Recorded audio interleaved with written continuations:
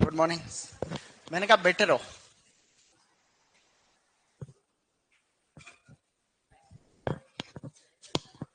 क्या प्रोग्रेस? आज room change कर दिया तुम्हारा।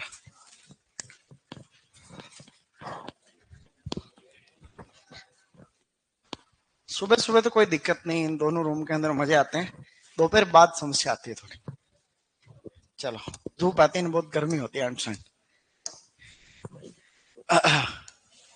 क्या पढ़ लिया था कल? बैंगन नहीं होता है, बैंगन। बैंगन क्या होता है? चलो, ओके गाइस, गुड मॉर्निंग। जैसा कि आप सभी को पता है, कल के क्लास में हमने ये पढ़ा था आलू। तो आलू में ये है स्थिति कि आलू में 4-5 अच्छे पॉइंट पढ़े थे। जैसे एक था सुबेराइजेशन। बोलो सुबेराइजेशन मतलब जो गांव भरने वाली प्रक्रिया है। दूसरी होती है ट्यूबेराइजेशन। क्या है गाइस? ट्यूबेराइजेशन। ट्यूबेराइजेशन का मतलब भी क्या होता है? इसका मतलब होता है कंद निर्माण। क्या होता है? सुबेराइजेशन का मतलब तो गांव भरने वाली प्रक्रिया है, और ट्यूबेराइजेशन का मतलब क्या होता है? कंद निर्माण।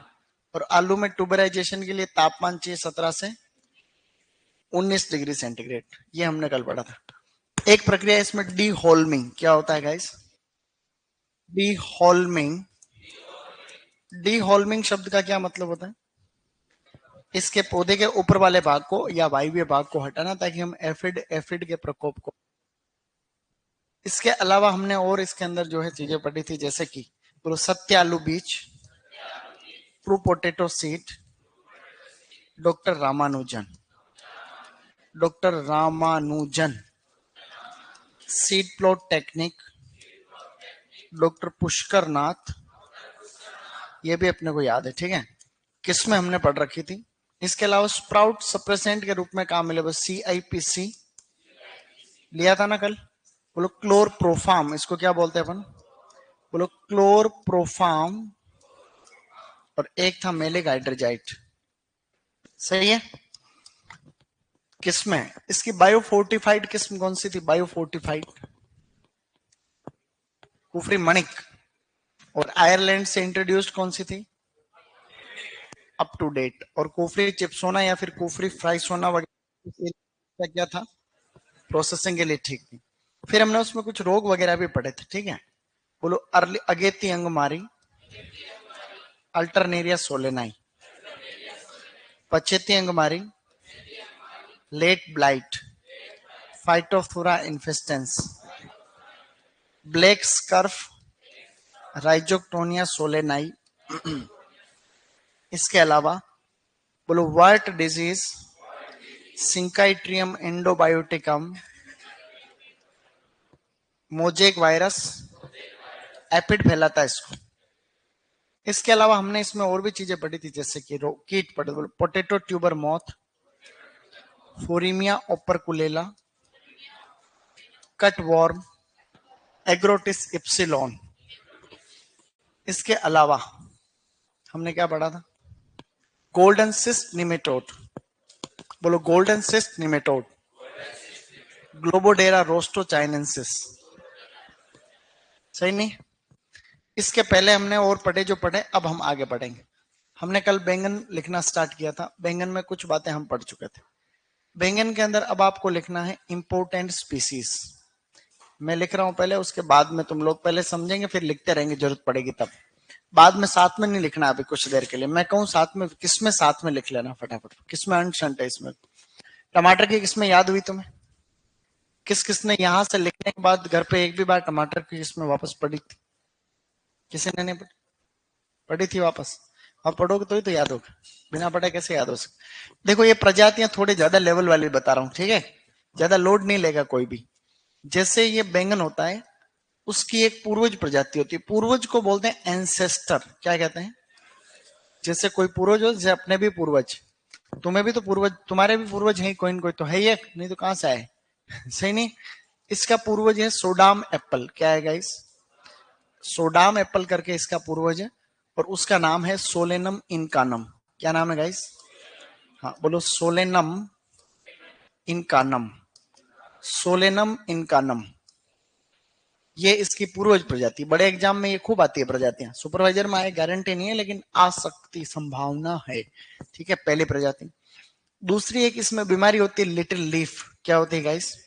पहले मैं यहाँ प्रजाति प्रजाति लिख देता हूँ, फिर आगे विशेषता लिख लेंगे। आप लोग मेरे साथ रिपीट करना।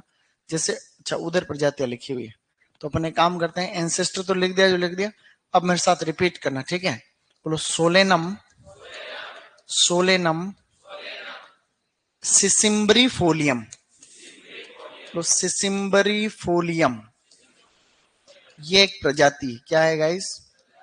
गुड। और एक और प्रजाति है जिसका नाम पता है क्या है?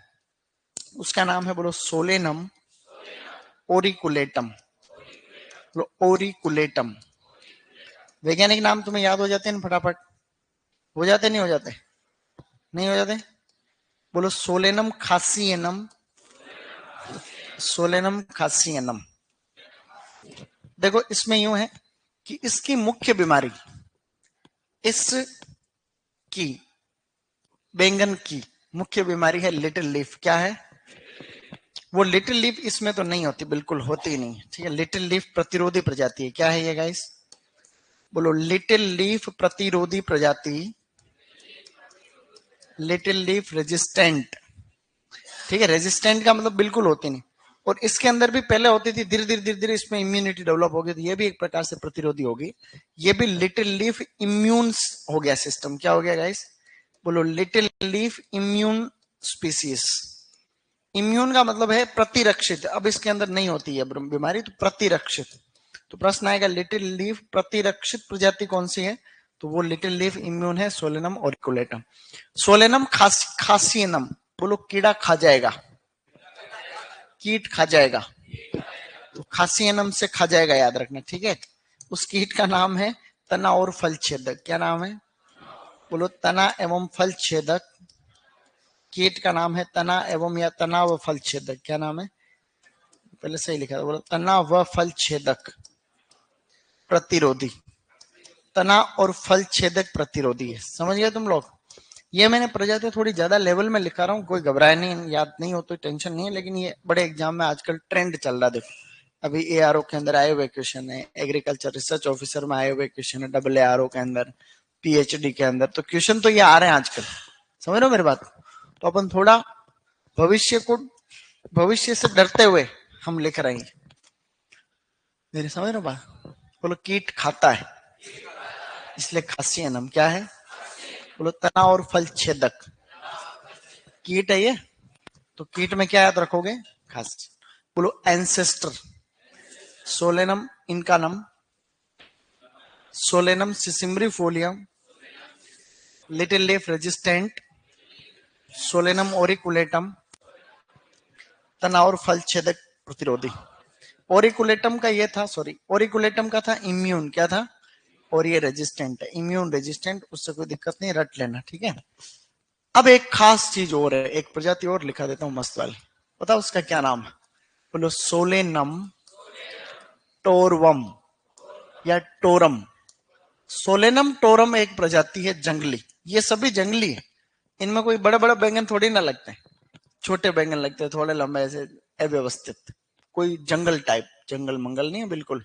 आपके तो खरपतवार है ज्यादातर, लेकिन ये जंगली प्रजाति है। इनके अंदर बाकी विशेषताएं अच्छी होती है, जैसे रोग नहीं लग रहा, कीट नहीं लग रहा, तो फिर संकरण कराने के काम में लेते। तो ये क्या आजकल एक कॉन्सेप्ट चल रहा है, वेजिटेबल ब्रीडिंग। क्या चल रहा है गाइस? वेजिटेबल ग्राफ्टिंग, जिसमें ग्राफ्टिंग करते हैं अपन। तो जैसे ये जंगली है, इसके बीजों से हमने मूल व्रंत तैयार कर लिया। क्या कर लिया? मूल व्रंत। तो ये किस्म काम में लेते हैं टमाटर व बैंगन में, टमाटर और बैंगन में मूल व्रंत के रूप में। इसको कैसे काम में लेते हैं? मूल व्रंत के रूप में। इसको हम लोग मूल व्रंत के रूप में काम में लेते हैं। क्यों लेते हैं? क्योंकि इसमें बैक्टीरियल विल्ट नहीं लगता। कौन सी बीमारी नहीं लगती? हाँ बोलो, जीवाणु उकटा प्रतिरोधी, जो एक मृदा जनित बीमारी है, तो जीवाणु उकटा प्रतिरोधी है ये। तो प्रश्न क्या आया था? निम्नलिखित में से कौन सी प्रजाति ऐसी है जिसको हम टमाटर बैंगन में मूलवंत के रूप में काम में लेते हैं, जिसमें मतलब कौन सी बीमारी नहीं होती, तो जीवाणु उगटा नहीं होता, जिसको बोलते हैं स्यूडोमोनास सोलेनोसिरम। मतलब अगर आपको आजकल ग्राफ्टिंग कर रहे हैं, ग्राफ्टिंग पपीता में भी ग्राफ्टिंग करने लगे, जैसे कोई जंगली बैंगन उगा लिया ये इससे, इसके छोटे छोटे 20 से छोटे छोटे पौधे उगा लिए इतने इतने से, ऊपर से काटो थोड़ा सा और ग्राफ्टिंग कर दो बैंगन की, तो बैंगन की ग्राफ्टिंग कर देते हैं इसमें। मेरी बात समझ रहे हो? बैंगन की कर देते हैं, टमाटर की कर देते हैं, तो सब्जियों में भी ग्राफ्टिंग होती है जैसे फलों में होती है, तो उसको मूलवंत के रूप में काम में लेते हैं। ये क्वेश्चन एससीएफ में आया था इस साल का मतलब जो लास्ट पेपर हुआ था उसमें। क्या तुम समझे? गुड। ये बार बार पढ़ के हम याद कर लेंगे। ऑनलाइन वालों को कोई डाउट हो तो ही लिखना, बाकी कुछ कमेंट कमेंट लिखना, ठीक है? कमेंट के ऊपर चला गया, चलो आगे। अब अपने एक अच्छी चीज पढ़ने जा रहे हैं, पता उसका क्या नाम है? बीटी बैंगन। क्या है गाइस? बोलो बीटी बैंगन। बीटी का मतलब बायोटेक्नोलॉजी के द्वारा नहीं बीटी का मतलब बायोटेक्नोलॉजी होता है, क्या होता है? हाँ, बोलो बेसिलस थुरिंजियंसिस।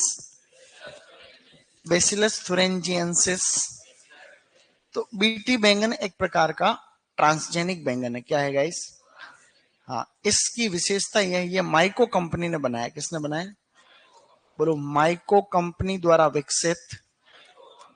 तो इसको माइको कंपनी ने विकसित किया है।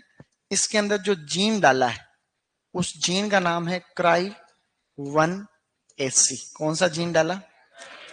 तो जो बीटी बैंगन होता है ना, बीटी बैंगन, उसके अंदर बैंगन का मुख्य कीट नहीं लगता। मुख्य कीट है तना फल छेदक। क्या है गाइस? बोलो तना व फल छेदक प्रतिरोधी। बोलो फल छेदक प्रतिरोधी। क्या बात कर रहा हो?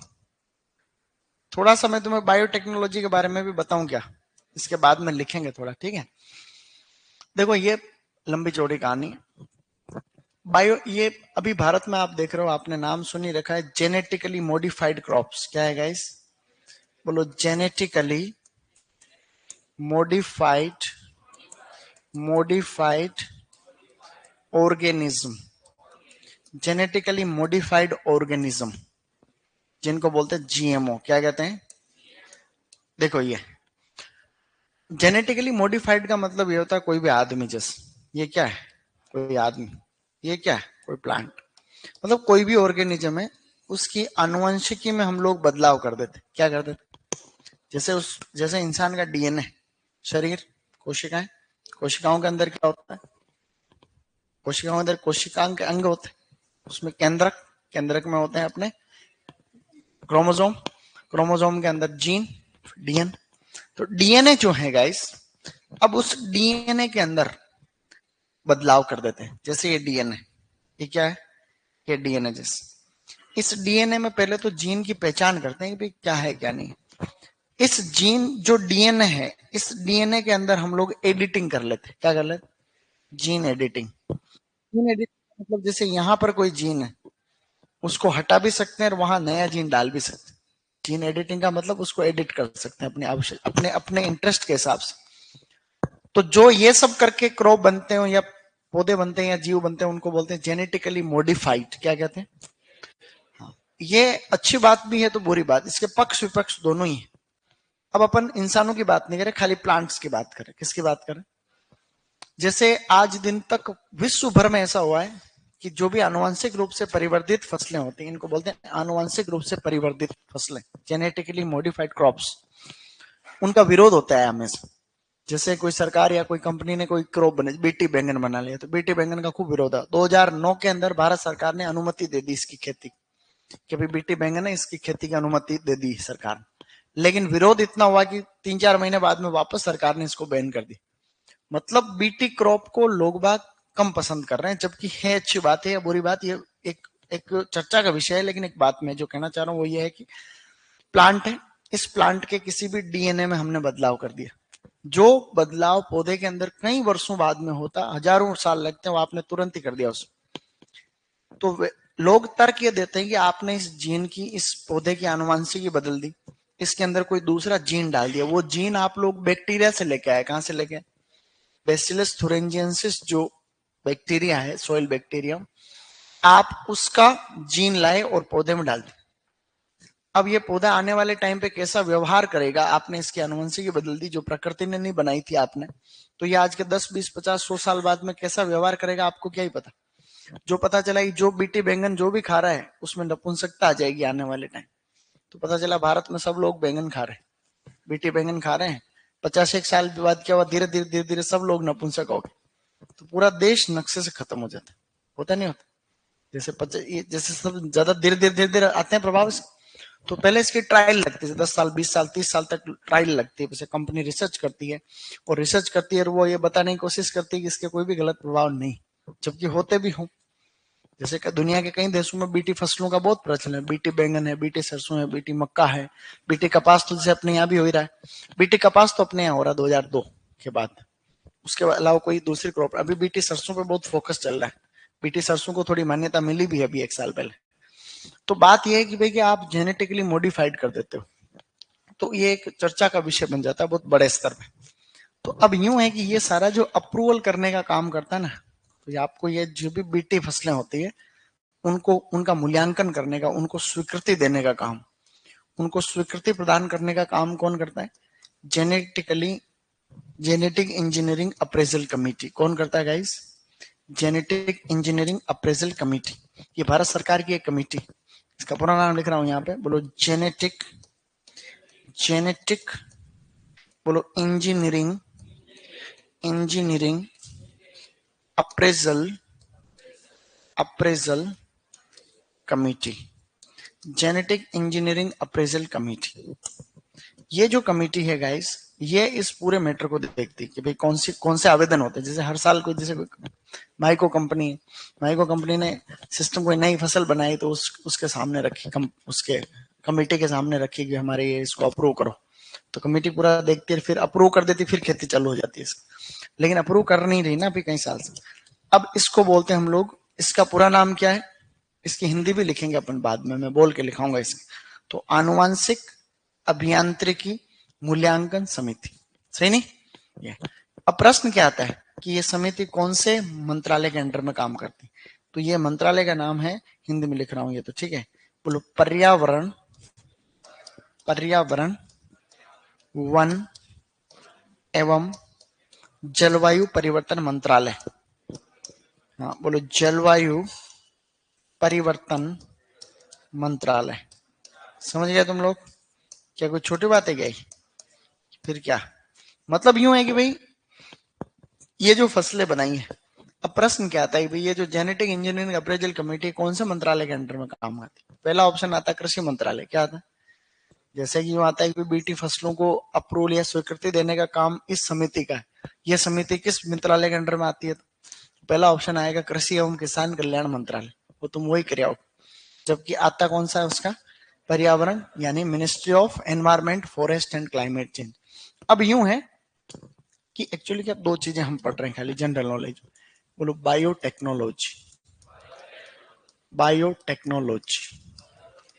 जैव प्रौद्योगिकी, इसको जेनेटिक इंजीनियरिंग कहते हैं। क्या कहते हैं गाइस?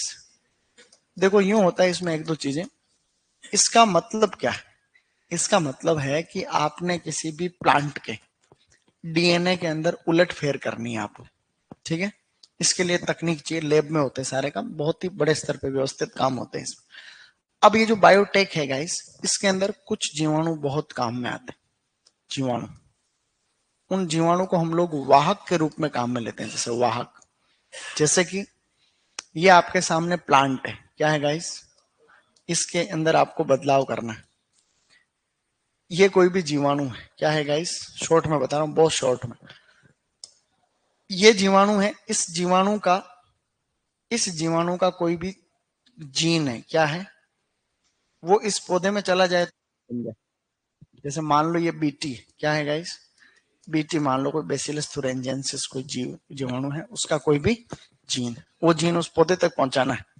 डायरेक्ट नहीं डाल सकते, जीन डालने के लिए कई प्रकार की टेक्नोलॉजी होती है। तो एक जीन ट्रांसफर की टेक्नोलॉजी है ना, तो उसमें हम लोग डालते हैं एक दूसरा जीवाणु, उस दूसरे जीवाणु के अंदर कुछ और होते हैं प्लाज्मिड। क्या होते हैं गाइस? प्लाज्मिड होता है, ये प्लाज्मिड, उसको पहले बाहर निकालते हैं। मतलब बाहर का मतलब उसके अंदर बदलाव करते हैं। तो जो भी जीन है आपका, उस जीन को यहाँ सेट करते हैं पहले, तो उसके साथ में सेट करते हैं और फिर इसको इसमें डालते हैं। क्यों डालते हैं? क्योंकि ये इसके अंदर एक बीमारी पैदा करता है पौधे में। मतलब जो बेसिलस थुरिंजियंसिस है वो तो सॉइल में रहता है, उसका पौधे में रोग फैलाने से कोई ज्यादा मतलब नहीं। मेरी बात समझ रहे हो? लेकिन रोग ये जीवाणु फैलाता है। इसका नाम है एग्रोबैक्टीरियम। क्या है? Agrobacterium tumefaciens. क्या नाम है? हाँ, तो एग्रोबैक्टीरियम जो ट्यूमिफेसियंस है, ये इस पौधे के अंदर ट्यूमर बनाता है। क्या बनाता है? ट्यूमर का मतलब गांठें बना देता है पौधे के अंदर। तो हम क्या करते हैं, तो ये तो पौधे में रोग वैसे फैलाएगा, ये तो रोग फैलाएगा ही। तो हम क्या करते हैं, इस पौधे के अंदर, क्योंकि इस जीवाणु का काम इस पौधे के अंदर जाना है, ये तो वैसे जाते ही नेचुरल, तो ये अपने अच्छी बात मिल गई। अब ये भी इसकी भी ये एक सब्जेक्ट है बहुत बड़ा। बायोटेक्नोलॉजी एक बहुत बड़ा सब्जेक्ट है, एमएससी होती है, एमएससी बायोटेक्नोलॉजी।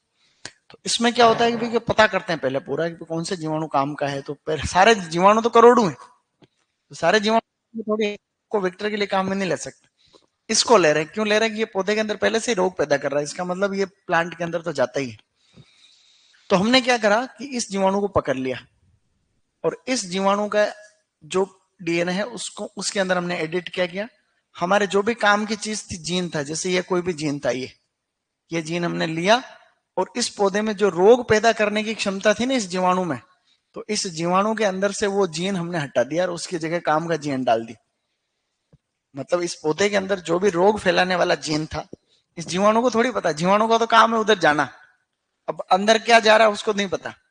तो हमने क्या करा, उस जीवाणु के अंदर से वो जो बीमारी वाला जीन तो हटा दिया और काम का जीन डाल दिया। अब इसको इसमें डाल देंगे। मेरी बात को समझ रहे? अब इसके अंदर डालने से क्या होगा, ये गांठे तो बनेंगी नहीं क्योंकि गांठे वाला तो हमने हटा ही दिया। तो अब अपन ने जो काम का जीन था वो हमने डाल दिया अंदर, तो अब वो काम करेगा उसमें। जैसे बीटी डाला, तो इस बीटी का जो ये जो हमने जीन डाला है, ये एक प्रकार का प्रोटीन बनाता है पौधे में। वो प्रोटीन अगर कीड़े के पेट में जाता है तो फिर कीड़े मर जाते हैं। तो अब वो जो बीटी, अब ये जैसे ही बीटी का जीन इसमें गया तो ये एक तरीके से जेनेटिकली मॉडिफाइड हो गया प्लांट। अब इस प्लांट की कोई पत्ती है, उस पत्ती को अगर कोई कीड़ा खाएगा तो ये प्रोटीन बनाने वाला जीन इसमें चला गया, तो वो प्रोटीन जो होगा उस प्रोटीन को वो कीड़ा खा जाएगा। तो वो कीड़ा खा जाएगा तो कीड़े के पेट में गड़बड़ होकर वो उसकी आंतें वातें फट जाती है अंदर से। मेरी बात समझ रहा हो? इसलिए बीटी है।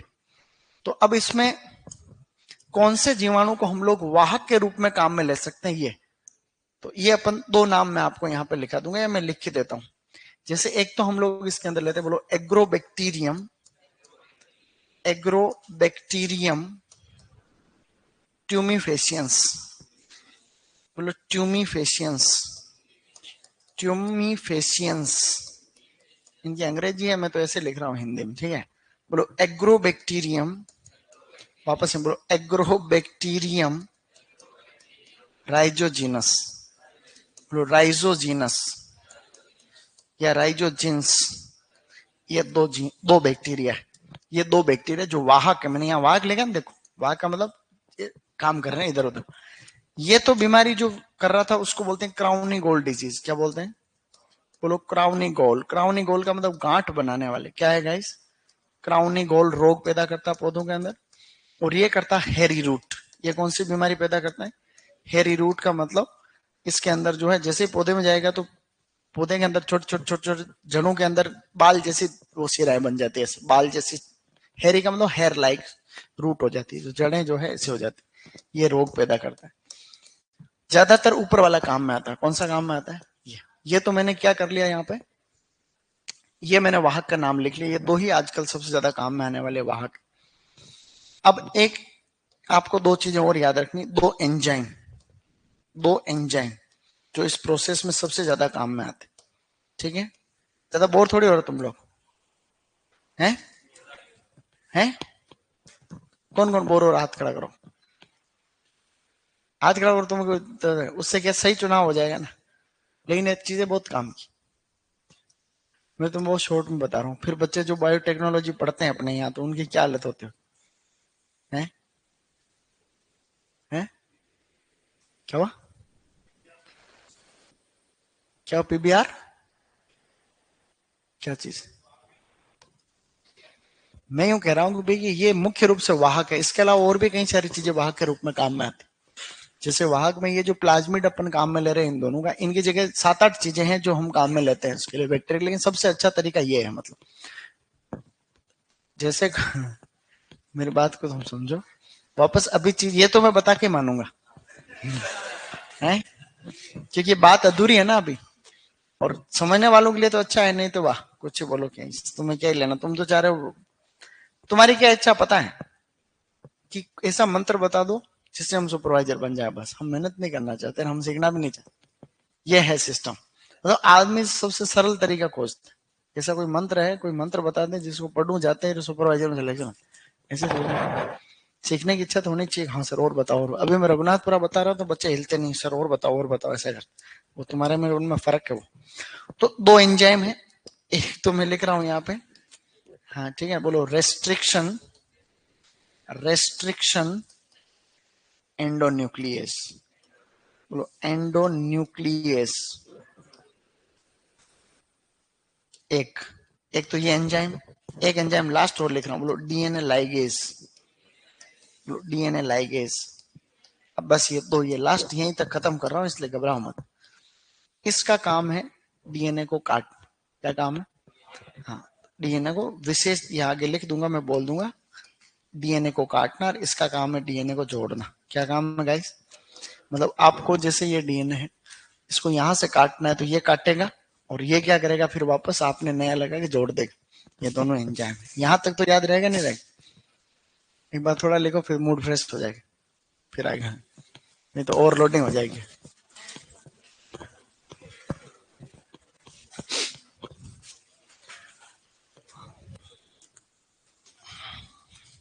सर नींद आ रही है, कॉमेडी सुनाओ अरे मूर्खानंद, दिमाग तो है नहीं, कॉमेडी सुनाओ, ये दिया तुमने, एक्स्ट्रा फीस दी है क्या कॉमेडी करने की तुमने, हैं, उसके लिए अलग अलग लगती है 500 रुपये फीस पर डे। ये महत्वपूर्ण प्रजातियां लिखो, 5 प्रजातियां लिखी हुई है। ये स्टार्टिंग से ही,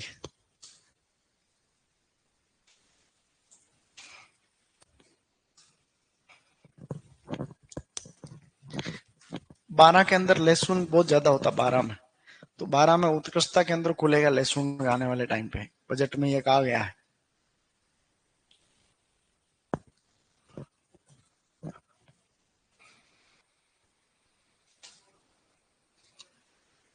सुपरवाइजर लोगों को नहीं बताया तो किसको बताऊं फिर, ये जो बातें बताई जा रही थी।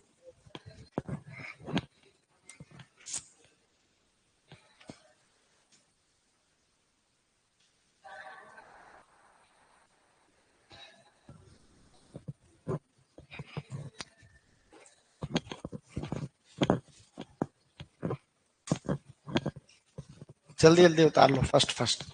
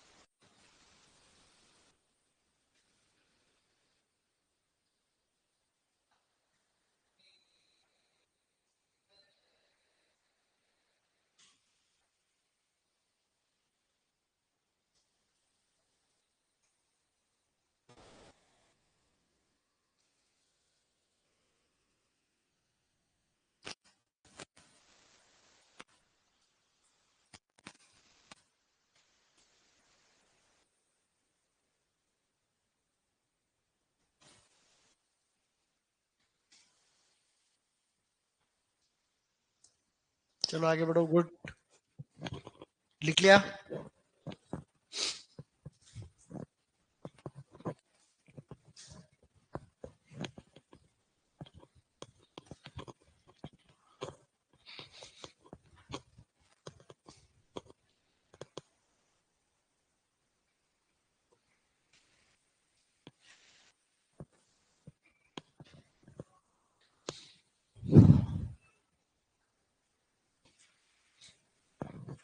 इसको यहाँ लाओ ना यार, ये तो काम ही नहीं आ रहा है इसको।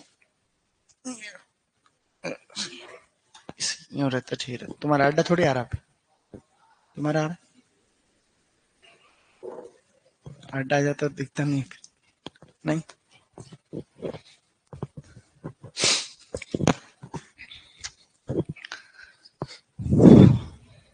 चलो आगे बढ़ो। Good return everyone.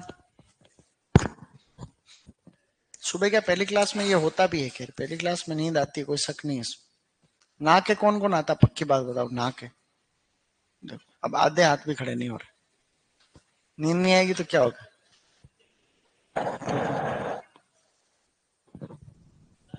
कितना भी मोटिवेट कर लो, भारत सरकार के डेटा सही है। हॉस्टल में चाय नहीं मिलती, दूध मिलता है, लेकिन वो तो आदत पे है ना। ऐसा नहीं चाय से नींद उड़ जाती है, ऐसा नहीं। ऐसा उसके लिए जो हमेशा चाय ही पीता है। जैसे कोई आदमी 2 साल से चाय ही पी रहा है सुबह उठते ही, अब उसको दूध पिलाओगे तो उसमें दिक्कत आएगी। लेकिन अगर 10 दिन तक कंटिन्यू दूध पिएगा, फिर वो चाय वाली आदत छूट जाएगी, फिर चाय वाली दिक्कत नहीं है। समझ लो क्या, ये तो हैबिट का है केस। जैसे अगर मैं एक दिन चाय नहीं पीऊं तो मेरी हालत खराब हो जाती है 12 बजे तक। अगर मुझे 12-11 बजे पहले पहले चाय चाहिए, ये आदत हो गई। अब मैं कह रहा हूं वैसे लिखना, पहले लिखो बीटी बैंक। किसके छूट रहा है, जल्दी लिखो जल्दी, थोड़ा फास्ट लिखो, ये थोड़ी कम कम इंपॉर्टेंट चीजें।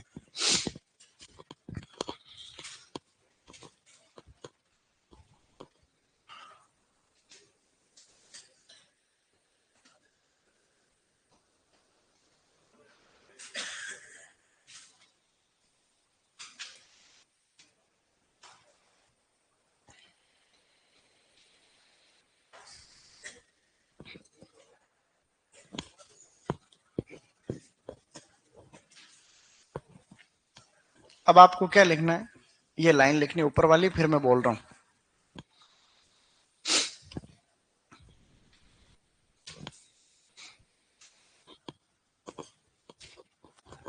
पहले वाली लाइन लिखो, ये बीटी बैंगन बनाया था माइको कंपनी ने, और जीन इसका क्राइबनेसी बनाया था। अभी इसको स्वीकृति नहीं है आज की तारीख में ना, वापस बैन कर दिया इसको।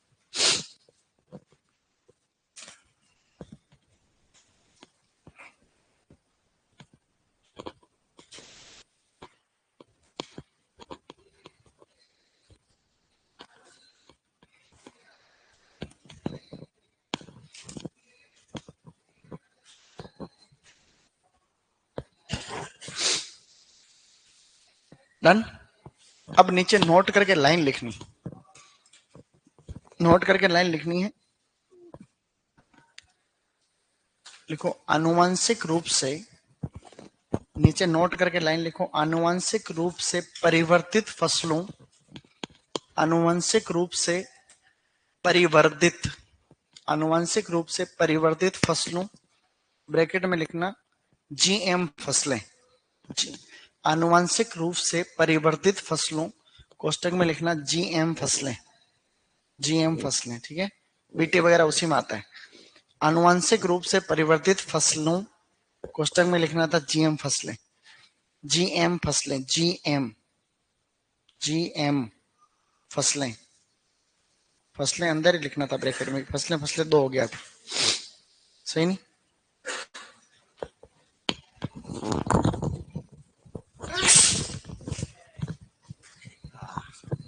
लिखने से मजा आ जाता है एक बार। अब लिखो आनुवंशिक रूप से परिवर्तित फसलों को स्वीकृति प्रदान करने का कार्य, आनुवंशिक रूप से परिवर्तित फसलों को स्वीकृति प्रदान करने का कार्य, कार्य कार्य ऐसे लिखना जीईएससी, जीईएससी, जीईएससी, जीईएससी, उसके आगे डैश करके हिंदी लिख लो इसकी, ये अंग्रेजी ही लिखो ताकि इसकी फुल फॉर्म याद हो जाएगी। सही नहीं, आनुवंशिक रूप से परिवर्तित फसलों को स्वीकृति प्रदान करने का कार्य genetic engineering appraisal committee, genetic engineering appraisal committee, GESC यानी genetic engineering appraisal committee genetic engineering appraisal committee, उसका कोष्टक में लिखना। मस्त लिख लोगे लाइन, मजा आ जाएगा तुम्हें, थोड़ा मेहनत लगेगी। Genetic engineering appraisal committee, okay.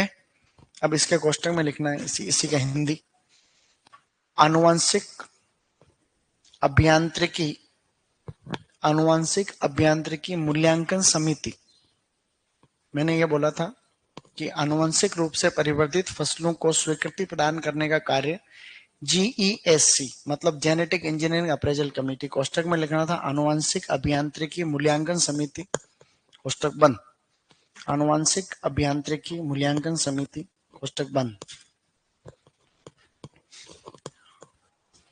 आनुवंशिक अभियांत्रिकी मूल्यांकन समिति, कोष्टक बंद, द्वारा किया जाता है, द्वारा किया जाता है, कोष्टक बंद, द्वारा किया जाता है, जो कि द्वारा किया जाता है, जो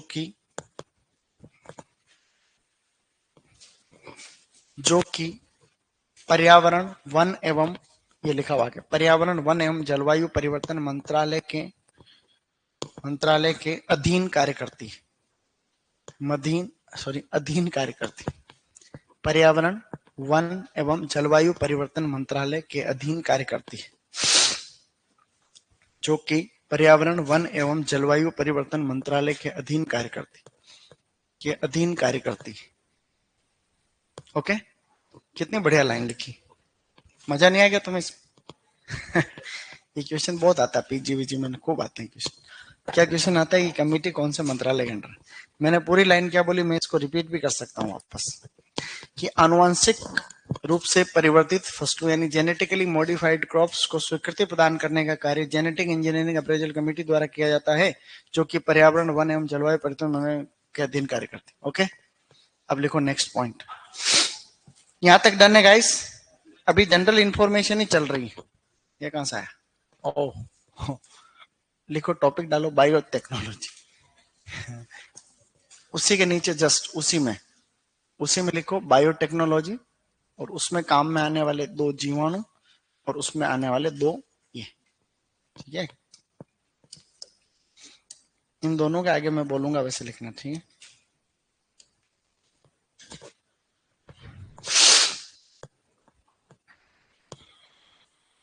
सर किसी ने कहा कि कोचिंग में भारी कोर्स बताया जाता है जबकि सुपरवाइजर का पेपर सरल आता है, आप यह बात आप कह रहे हो?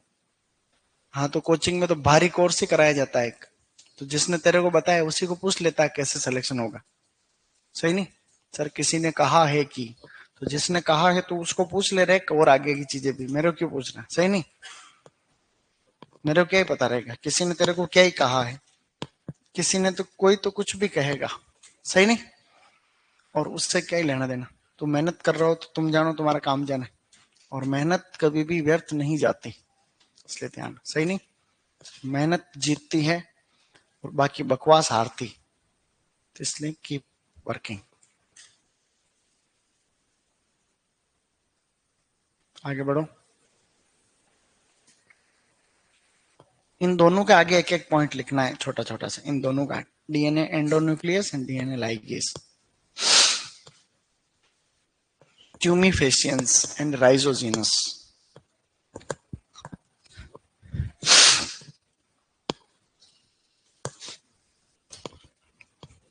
Tumefaciens and Agrobacterium rhizogenes.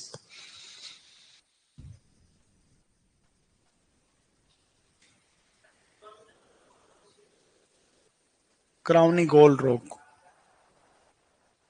Crown गोल यानी गांठ बना देता,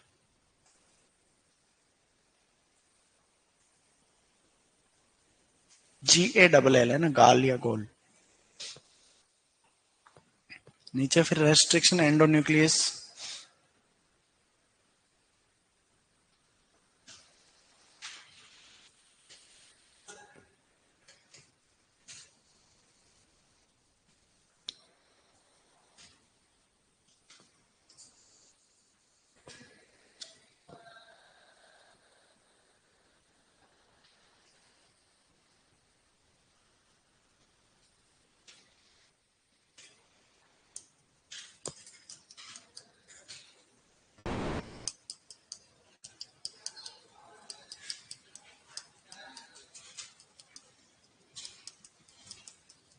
ओके गुड। अब उसमें नीचे रेस्ट्रिक्शन एंडोन्यूक्लियस के आगे लिखना है। रेस्ट्रिक्शन एंडोन्यूक्लियस के आगे आराम से लिखो। रेस्ट्रिक्शन एंडोन्यूक्लियस के आगे लिखना है। रेस्ट्रिक्शन एंडोन्यूक्लियस के आगे लिखोगे डीएनए को विशेष स्थान से या विशेष जगह से काटना। डीएनए को विशेष जगह से काटना या विशेष स्थान से काटना। डीएनए को विशेष जगह से काटना और नीचे लिखना है डीएनए को विशेष जगह से जोड़ना। So endonuclease is used to cut DNA molecule at specific site and DNA ligase is used to seal the DNA at specific site। अर्थात एंडोन्यूक्लियस जो रेस्ट्रिक्शन एंडोन्यूक्लियस है ये तो कहता है डीएनए को विशेष जगह से काटना और डीएनए को विशेष जगह से जोड़ना। शाबाश, अच्छा लिख लिया तुमने, मजा आ गया। अब लिखो सामान्य जानकारी, बैंगनी चल रहा है। अब इस बायोटेक्नोलॉजी वाले को बंद कर दो, बायोटेक्नोलॉजी को बंद कर दो, ठीक है। अब एक काम और चाह रहे अपन, एक लाइन और लिखना चाह, आलू में लिखना, जगह बची लास्ट में आलू, आलू में एक लाइन लिखो क्योंकि बायोटेक्नोलॉजी की बात निकल गई ना, इसलिए आलू के अंदर लिखो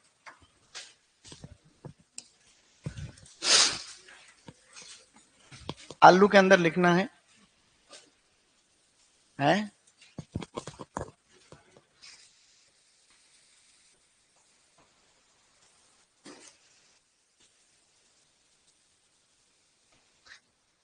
आलू के अंदर लिखना है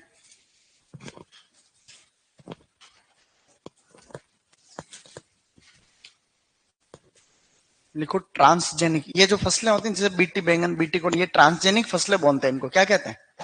इनको ट्रांसजेनिक फसलें बोलते हैं, पता तुम्हें? जो भी जेनेटिकली मॉडिफाइड क्रॉप होते हैं उनको क्या बोलते हैं अपन? Transgenic crops.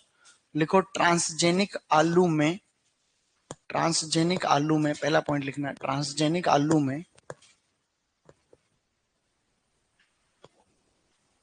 AMA1 जीन डाला गया है। AMA जीन डाला गया है ट्रांसजेनिक आलू में। AMA1 जीन डाला गया है। AMA1 जीन डाला गया है जो कि एमरेंथस स्पीसीज से, एमरेंथस स्पीसीज से, जो कि एमरेंथस स्पीसीज एक पौधे का नाम है, एमरेंथस होता है ना पौधा, एमरेंथस स्पीसीज के कोष्टक में लिख सकते हो पौधा, तुम जानते हो वैसे एमरेंथस, एमरेंथस स्पीसीज से निकाला गया है, निकाला गया है, निकाला गया है। मैंने बोला है कि भाई ट्रांसजेनिक आलू में AMA1 जीन डाला गया है जो कि अमरंथस स्पीसीज पौधे से निकाला गया है। यह जीन काफी लंबी चौड़ी चीजें लिखने वाले हैं। आगे एक लाइन ये लिख रहे हैं, एक लाइन आगे वाले ऊपर लिख लेना, एक यहाँ एक आगे वाले, ठीक है। जनरल लिखो, अच्छी चीज है, बहुत बढ़िया चीज लिखा। यह जीन प्रोटीन संश्लेषण को बढ़ाता है। यह जीन प्रोटीन संश्लेषण को बढ़ाता है। यह जीन प्रोटीन संश्लेषण को बढ़ाता है। यह जीन प्रोटीन संश्लेषण को बढ़ाता है, ठीक है। इसका मतलब क्या हुआ? इसका मतलब समझे, वापस मैं जो बात कर रहा हूं उसको समझने वाली, बहुत आज की क्लास का अलग पैसा लगेगा। जैसे होता है ना कई बार आज स्पेशल डाइट, मेरी बात को समझना अभी वापस। मान लो ये आलू का प्लांट, ठीक है, आलू का प्लांट। पहले तो हम बीटी में तो बीटी बैक्टीरिया का जीन ले रहे थे, इस बार हमने बीटी का जीन नहीं लिया, पौधे का जीन लिया, अमरंथस का। किसका लिया? और अमरंथस जीन को इसी तरीके से वहां भेज दिया पौधे के अंदर। और वो तो जो भी ये जीन वाला जो AMA1 जो जीन है ये प्रोटीन संश्लेषण को बढ़ाता है। प्रोटीन संश्लेषण मतलब इस आलू में प्रोटीन ज्यादा होता है। एक और आलू है, एक किस्म लिखो आगे। अब दूसरा जेनेट लिखो, फिर अब एक वेराइटी है new leaf. New leaf, new leaf लिखो, न्यू लीफ एक किस्म है। न्यू लीफ के आगे लिखो, फिर आलू में लिखना है न्यू लीफ एक न्यू लीफ के आगे लिखो न्यू लीफ एक, न्यू लीफ एक प्रथम, न्यू लीफ एक आलू की, ऐसे लिखो। हाँ। अभी कुछ लिखा थोड़ी, एक ही लिखा है। न्यू लीफ आलू की एक, न्यू लीफ आलू की एक, न्यू लीफ आलू की एक ट्रांसजेनिक किस्म है, ट्रांसजेनिक किस्म है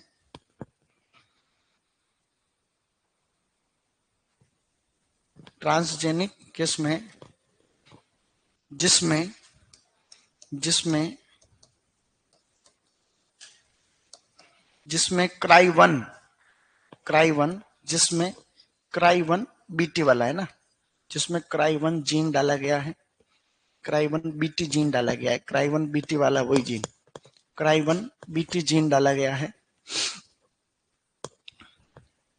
न्यू लीफ जो था आलू की एक ट्रांसजेनिक किस्म जिसमें क्राई वन बीटी जीन डाला गया है।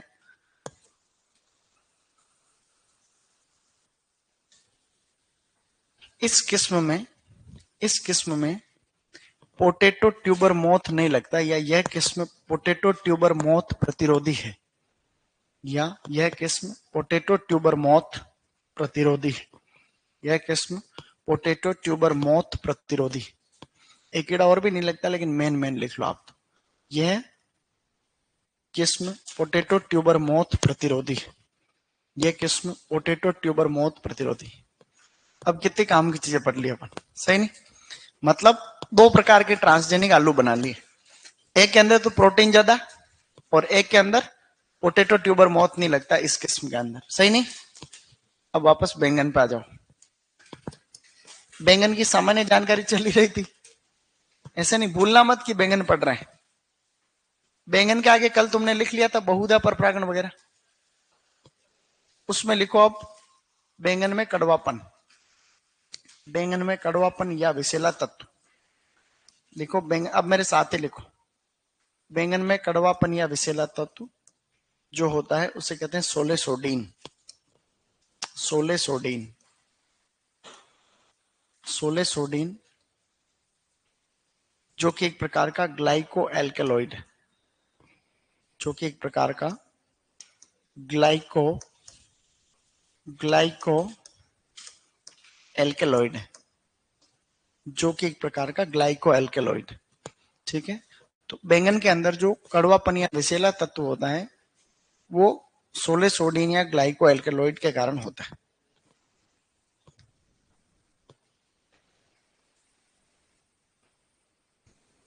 ओके, ये सोलेसोडीन की मात्रा अगर लेट, जो देरी से तोड़ाई करते हैं उन बैंगन के अंदर, या फिर जो रेटून फसल है ना, रेटून, उस बैंगन के अंदर ये इसकी मात्रा ज्यादा होती है। अब आप लोग जलवायु पे आ जाओ, सीधा पॉइंट लिखो जलवायु, पॉइंट लिखो जलवायु। जलवायु इसको चाहिए गर्म, जैसा कि हमने पढ़ा पहले, गर्मी चाहिए। अरे जलवायु गर्म चाहिए क्या? तो ये हमने पढ़ा था गर्म ही जलवायु चाहिए। ठंडी क्यों चाहिए? गर्म फल वाली सब्जी है तो गर्मी चाहिए। फिर इसकी बुआई, उसके बाद में आ जाओ सीधा बुआई। बुआई इसकी पूरे साल हो सकती, खेत के अंदर इसकी बुआई का जो समय है वो आपको तीनों टाइम लिखना है, जून जुलाई, जून जुलाई, अक्टूबर नवंबर, अक्टूबर नवंबर और फरवरी मार्च। ये हमने पहले पढ़ रखा है। टमाटर में वही बात वापस, मैंने आपको उस समय कहा था कि अगर नर्सरी के लिए पूछे तो इनसे 1-1.5 महीना पहले करना है, सही नहीं? नर्सरी का पूछे तो हम 1-1, 1.5 महीना इसमें से पहले और माइनस कर देंगे टाइम। इसके तुरंत बाद में अपने को बीज दर लिखनी है, सीड रेट, बीज दर। जो इसकी सामान्य किस्में होती है, सामान्यतः उनकी बीज दर होती है 400-500 ग्राम, 400 से 500 ग्राम पर हेक्टर। और इसकी जो संकर किस्में होती है, संकर, उनकी बीज दर होती है, संकर किस्में 175 से 200 ग्राम या 150 से 200 ग्राम पर हेक्टर। बीज दर आपको हमेशा याद रखनी रहती है, इंपॉर्टेंट रहती है, ठीक है ना? Seed rate.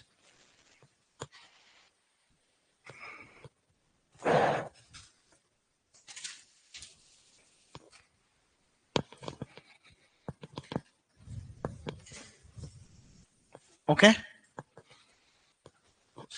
जहां पर आपने बीज दर लिख ली, जहां जलवायु लिखा उसके आगे अगर लिखना चाहो तो एक लिखो बढ़िया से, खेती हेतु तापमान।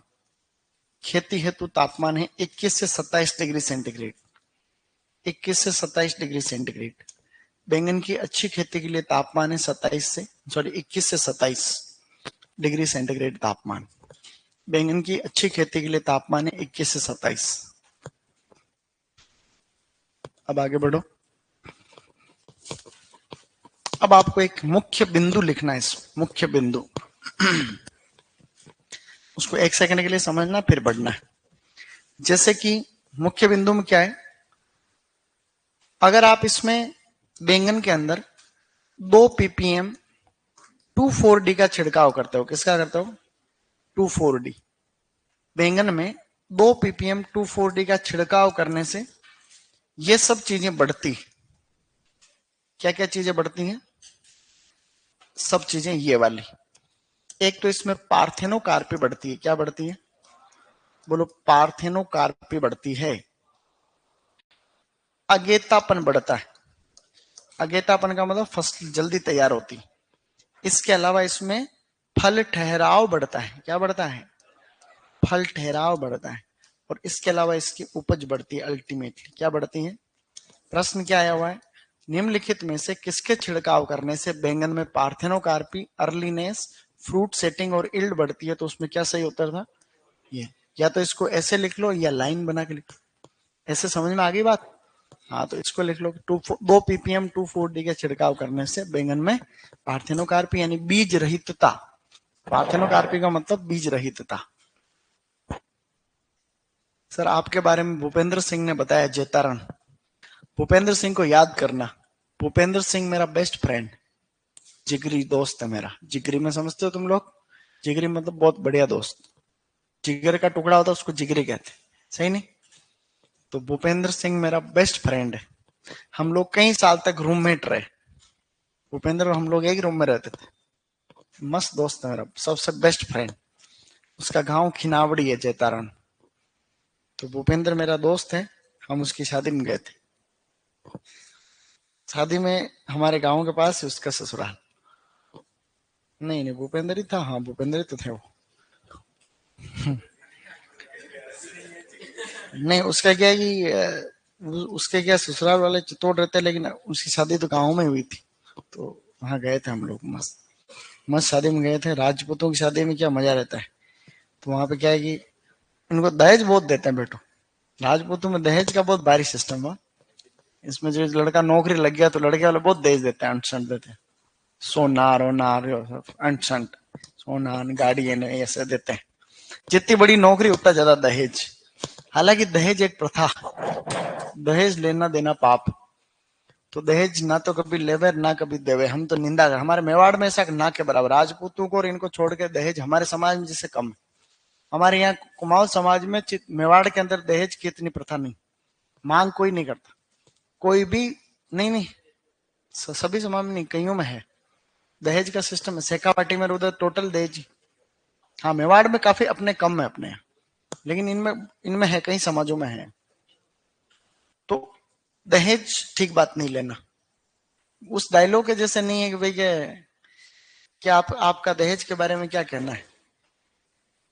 कि मेरा दहेज के बारे में ये कहना है कि दहेज तो पाप, दहेज तो अपराध। मैं तो दहेज का पूरा विरोधी आदमी हूं। लेकिन अगर कोई ससुर जी देते भी हैं, अगर कोई देते हैं, ऐसे कोई ससुर वाले कोई गाड़ी देते हैं तो मेरे गाड़ी से क्या ही लेना, उनकी बेटी घूमेगी गाड़ी, सही नहीं? कि मैं तो पूरा खिलाफ हूं इसके। लेकिन कोई ससुर जी बंगला दे रहे हैं तो मेरे क्या ही करना, मैं तो ऑफिस चला जाऊंगा। उसके राज कौन करेगी बंगले पर? उनकी बेटी करेगी, मेरे क्या ही। हाँ, कि अगर ससुर जी कोई कोई अच्छा सा और कुछ, जैसे कोई एसी देते हैं, एसी देते तो ठंडी हवा कौन खाएगी? उनकी बेटी। मैं तो क्या, मैं तो ऑफिस चला जाऊं। कि और कोई ऐसी किचन का कोई सामान देगा बढ़िया जो लंबा चौड़ा सामान, तो कि अच्छा बेड दे रहे तो मैं तो ऑफिस चला जाना। मैं तो ऑफिस चला जाना। उस पर आराम से कौन सोएगा? उनकी बेटी सोएगी। ठीक है, मैं चलता हूँ फिर। कहाँ जा रहा हूँ? ऑफिस जा रहा हूँ। ये मेरी बात को समझे तुम? अब लिखो नेक्स्ट। अब आपको लिखना है, इसमें हेटेरोस्टाइली पाई जाती, वो लिखाने की जरूरत है क्या वापस? इसमें विषम वृत्तिकात्व की समस्या है। ये पॉइंट मैंने बहुत बार लिखा दिया पहले।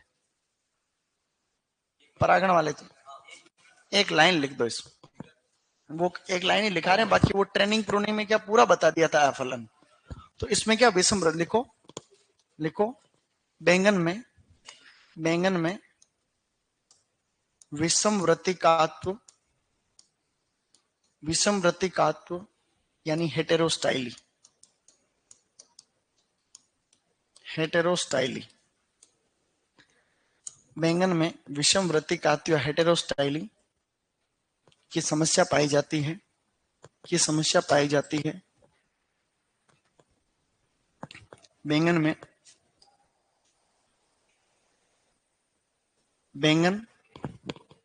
बैंगन में हेटेरोस्टाइली की समस्या पाई जाती है, जो पर परागण को बढ़ावा देता है या बढ़ावा देती है। समस्या पाई जाती है जो कि पर परागण को बढ़ावा देती है। बैंगन में हेटेरोस्टाइली की समस्या पाई जाती है जो कि पर परागण को बढ़ावा देती है। तो हेटेरोस्टाइली का मतलब आप समझ रहे हो, जैसे कि बैंगन के अंदर जो ये फूल के अंदर, बैंगन के फूल में ये जो डंडी होती है ना, ये इसको बोलते हैं वृत्तिका। क्या बोलते हैं? इसको वृत्तिका या स्टाइल बोलती है। तो कई बार तो ये बहुत लंबी होती है, कई बार छोटी होती। तो इसके आधार पर अलग अलग प्रकार के फूल पाए जाते हैं। कुछ में ये लंबी होगी, कुछ में ये छोटी होगी, कुछ में मध्यम होगी, कुछ में बिल्कुल छोटी होगी। तो ऐसे में क्या परागण में जैसे जैसे तुम्हारे पुंके सिर्फ छोटे रह गए कई बार और मादा भाग ठेठ ऊपर रह गया तो परागण नहीं हो पाता। तो विषम वृत्तिका तो जहां जहां पर भी होगा वहां वहां पर परागण होगा। तो प्रश्न एसीएफ में क्या आ रखा है? एसीएफ में क्वेश्चन ये मैंने पहले बता दिया ना, इसलिए इसको बता नहीं रहा हूं, बाकी बढ़िया से समझा रखा है, तुम याद कर लेना इसको। तो विषम वृत्तिकात्व कि बैंगन में पर परागण किसके कारण होता है? तो विषम वृत्तिकात्व। ये क्वेश्चन एसीएफ में आ रखा। अब आपको टॉपिक डालना उन्नत किस्में। टॉपिक डालो उन्नत किस्में, उन्नत किस्में, उन्नत किस्में। उन्नत किस्में का मतलब होता है इंप्रूव्ड वेराइटीज, इंप्रूव्ड वेराइटीज। अब उन्नत किस्में देखो काफी है, तो तुम में से कोई भी घबराएगा नहीं और आराम से लिखो। उनमें इंपॉर्टेंट और बता दूंगा, लेकिन एक क्वेश्चन आने की प्रायिकता यहाँ से पूरी बनेगी किस्मों से। तो बैंगन की किस्मों का एक प्रश्न आ जाता है कई बार। मेरे साथ लिखना अलाउ रहेगा क्योंकि काफी किस्में हैं, तो हम साथ में मिलकर लिखेंगे। शाबाश। वैरायटी लिखो पहली पूसा क्रांति, पूसा क्रांति, पूसा बिंदु, पूसा क्रांति, पूसा बिंदु, पूसा बिंदु, पूसा भैरव, पूसा भैरव, पूसा अनुपम, पूसा अनुपम, पूसा उपहार, पूसा उपहार, सॉरी उपकार, उपहार नहीं हुआ, उपहार तो बैंगन उसकी थी टमाटर की, यह है उपकार है। ये उपकार लिखा है मैंने, उपकार। कंफ्यूज करने वाली किस्म। तो पूसा क्रांति आप ध्यान रखें, पूसा बिंदु भी याद रखें, इंपॉर्टेंट है। और ये पूसा उपकार। कुछ किस्में और लिखते हुए इधर पूसा अनमोल, पूसा अनमोल और पूसा उत्तम, पूसा उत्तम। ये सभी IRA वाली किस्में होगी। उत्तम नई दिल्ली से विकसित है सभी पूसा नाम की किस्में। तो पूसा क्रांति, पूसा बिंदु, पूसा भैरव, पूसा अनुपम, पूसा अच्छा।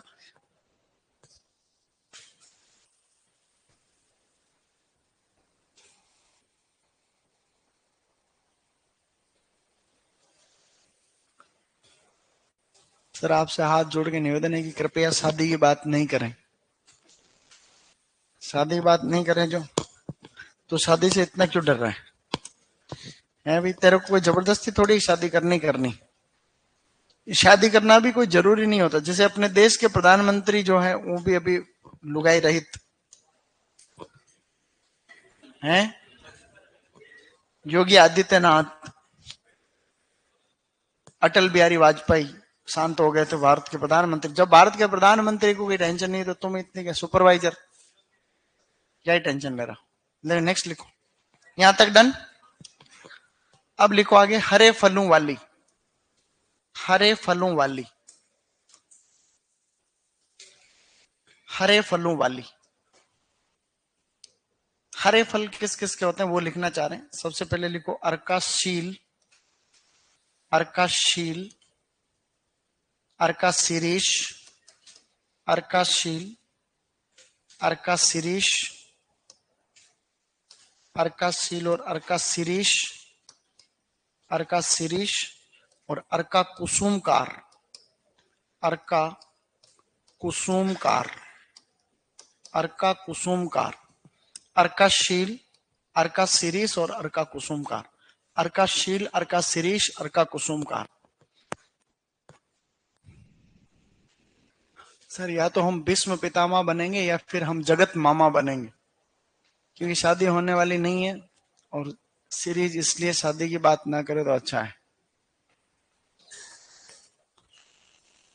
आगे बढ़ो, चलो शादी आदि मत करो, किसमें तो लिखो तुम इसमें लिखो तुम। हरे फल वाली कौन कौन सी होगी? ठीक है, एस एस के, अर्काशील, अर्काशीरीष, अर्का कुसुम। ज्यादा लोड वाली नहीं आएगी एग्जाम, आएगी जो इधर लिखी हुई। अब अगला लिखना है सर्वाधिक उपज। सर्वाधिक उपज वाली कौन सी किस्म है? तो सर्वाधिक उपज वाली किस्म है अर्का नवनीत। लिखो बेटा अर्का नवनीत, इंपॉर्टेंट है ये, अर्का नवनीत, अर्का नवनीत। लिखो अर्का नवनीत, अर्का नवनीत।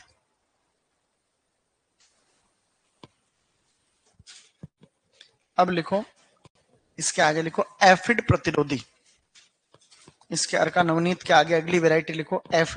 अर्का नवनीत अलग है, अरे अर्का नवनीत तो हो गई बात, अगला पॉइंट आगे, इसके आगे नहीं लिखना है। हाँ अगला पॉइंट लिखना है, ये पॉइंट ही तो लिख रहे हैं अपन भाई। हरे फलों वाला एक पॉइंट हो गया, एक हो गया सर्वाधिक उपज। अब इसके आगे लिखने है अगला पॉइंट, एफिड प्रतिरोधी कौन सी है? एफिड प्रतिरोधी फेमस वैरायटी एग्जाम में आने वाली। तो एफिड से आपको अन्ना मलाई याद रखना है, एफिड अन्ना मलाई, ए ए ए से याद रखना, एफिड अन्ना मलाई, एफिड अन्ना मलाई इंपोर्टेंट, एफिड अन्ना मलाई। तो एफिड प्रतिरोधी किस्म का नाम है अन्ना मलाई, एफिड प्रतिरोधी है अन्ना मलाई। अगले लिखो, लिख पा रहे हो आराम से? अब लिखो लिटिल लीफ प्रतिरोधी, लिटिल लीफ, लिटिल लीफ प्रतिरोधी। लिटिल लीफ प्रतिरोधी जो किस्म है उसमें दो किस्मों में से एक बहुत अच्छी, एक तो उसके अंदर है मंजरी गोटा, देखो मंजरी गोटा, और एक उसके अंदर कौन सी है? अर्काशील, मंजरी गोटा और अर्काशील। ठीक है, मंजरी गोटा, इसमें से मंजरी गोटा इंपोर्टेंट, ठीक है, मंजरी गोटा इंपोर्टेंट। तो लिटिल लीफ प्रतिरोधी किस्में हो गई। तो एफिड से तो अन्ना मलाई याद रह जाएगा, एफिड अन्ना मलाई, एफिड अन्ना मलाई। डन। अब हम धीरे धीरे एक वैरायटी और लिख रहे हैं, धीरे नहीं एक तो फटाफट लिख रहे हैं। अगले देखो, रेटून फसल हेतु, रेटून फसल लेने के लिए सबसे अच्छी वैरायटी, रेटून फसल हेतु। रेटून में समझते हो तुम लोग? रेटून का मतलब ये होता है कि बैंगन को, जैसे आपने बैंगन की फसल ले ली, अब उसको काट, उखाड़ना नहीं, जड़ सहित नहीं उखाड़ना, उसको काटना है जमीन स्तर से, उसको काट देंगे तो अगले सीजन में फिर फूटेगा फसल लेंगे, उसे अपन क्या बोलते हैं? रेटून फसल बोलते हैं। तो रेटून फसल हेतु, रेटून फसल हेतु वैरायटी हिसार जामुनी। लिखो हिसार जामुनी, हिसार जामुनी, लिखो हिसार जामुनी।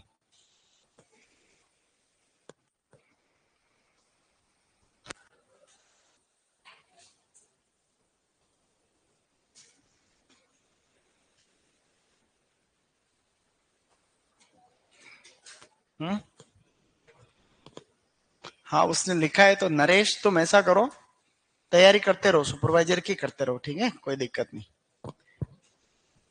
सुपरवाइजर की तैयारी तुम ठीक कर रहे हो तो इसकी करते रहो। सुपरवाइजर में इस बार पद भी ज्यादा आएंगे तो हो जाएगा सिलेक्शन, ठीक है। नहीं चतुर्श्रेणी बनना रहेगा तो और बनते रहेंगे कभी, कोई दिक्कत सही नहीं। यहां तक डन। अब मैं बैंगन की सबसे इंपॉर्टेंट चीज लिख रहे हैं, किसमें ही है वो भी, लेकिन उनमें देखो उनमें से कितनी तुम याद रखो। यहां से क्वेश्चन आने की प्रायिकता सबसे ज्यादा है, सुपरवाइजर 26, ठीक है। इधर तो आपको लिखनी है लंबे फल वाली किस्म, लंबे फल, लंबे बैंगन जो होता है ना, लंबे फल वाली। लंबे शब्द का मतलब होता है लॉन्ग, ठीक है। इधर आपको लिखनी है गोल फल वाली, गोल, गोल फल वाली। गोल का मतलब होता है राउंड, गोल का मतलब अंग्रेजी लिखना अनिवार्य है, ठीक है। गोल का मतलब राउंड शेप। अब यूं है कि इनमें से ज्यादा किस्में तो अपने को याद रहेगी नहीं, तीन चार जो बढ़िया बढ़िया है वो याद कर रहे हैं, लिख तो सारे रहा हूं लेकिन कुछ कुछ याद करना जो कह रहा हूं, ठीक है। देखो ऐसे, सबसे पहले लिखो Pusa purple long, Pusa purple long. Long का मतलब लंबी है, तो इसमें तो कोई समस्या है नहीं, सही नहीं। लॉन्ग यानी लंबे फल ही होते। दूसरी है Pusa purple cluster, Pusa purple cluster. एक है पूसा क्रांति, पूसा क्रांति। और अगली वैरायटी है पूसा अनुपम, पूसा अनुपम, पंत सम्राट, पंत सम्राट। और एक है आजाद क्रांति। मेन मैंने यानी इनमें से भी इंपॉर्टेंट बता रहा हूं। सबसे इंपॉर्टेंट तो है एक, वो है पंत सम्राट। तो याद रख लेना सम्राट के लंबे फल। अब है अनुपम भी इंपॉर्टेंट, ठीक है। और पूसा क्रांति, ये तीन किस्में याद रख तो बात बने कोई।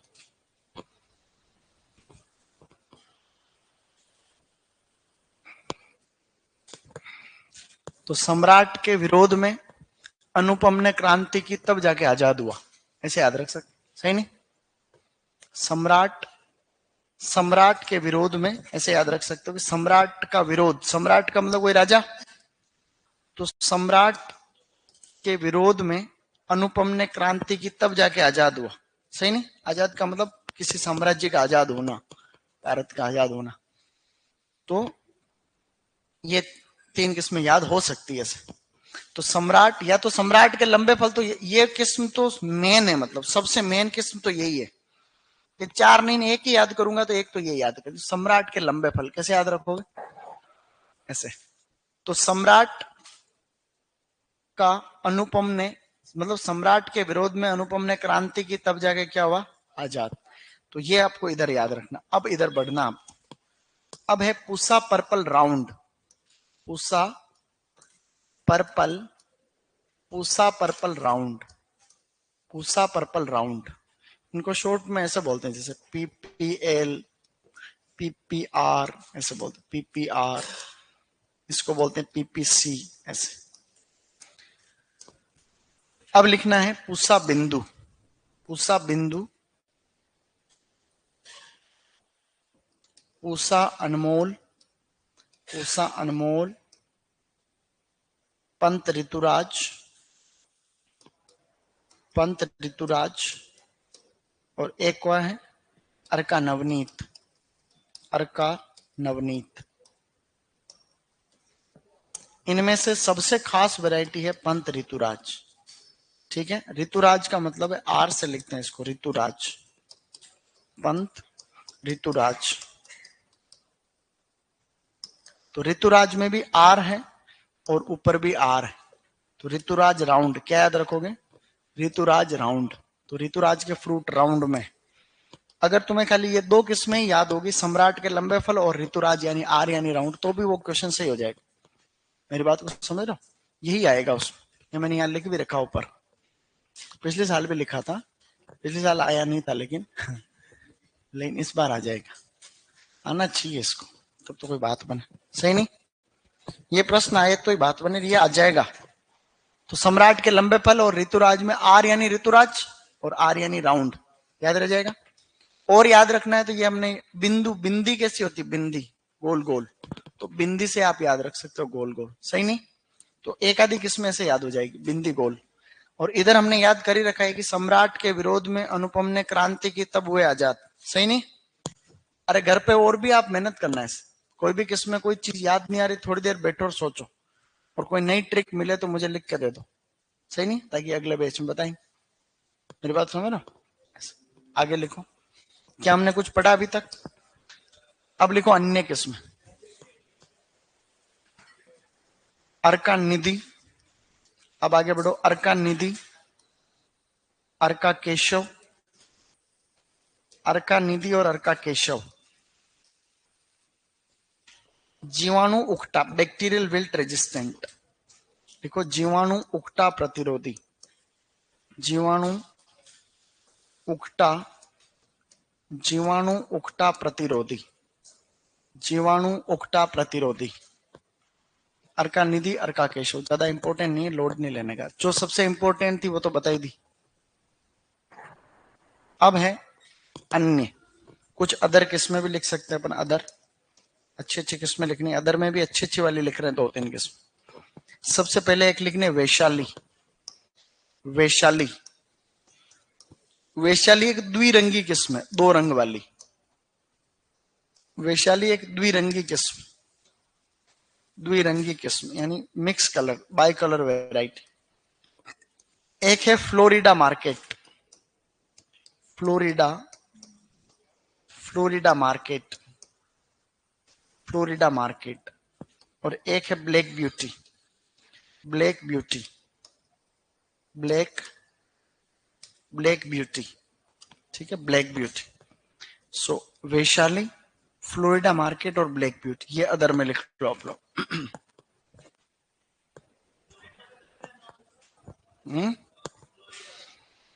हाँ फ्लोरिडा है जो यूएस में, फ्लोरिडा अमेरिका में जगह है।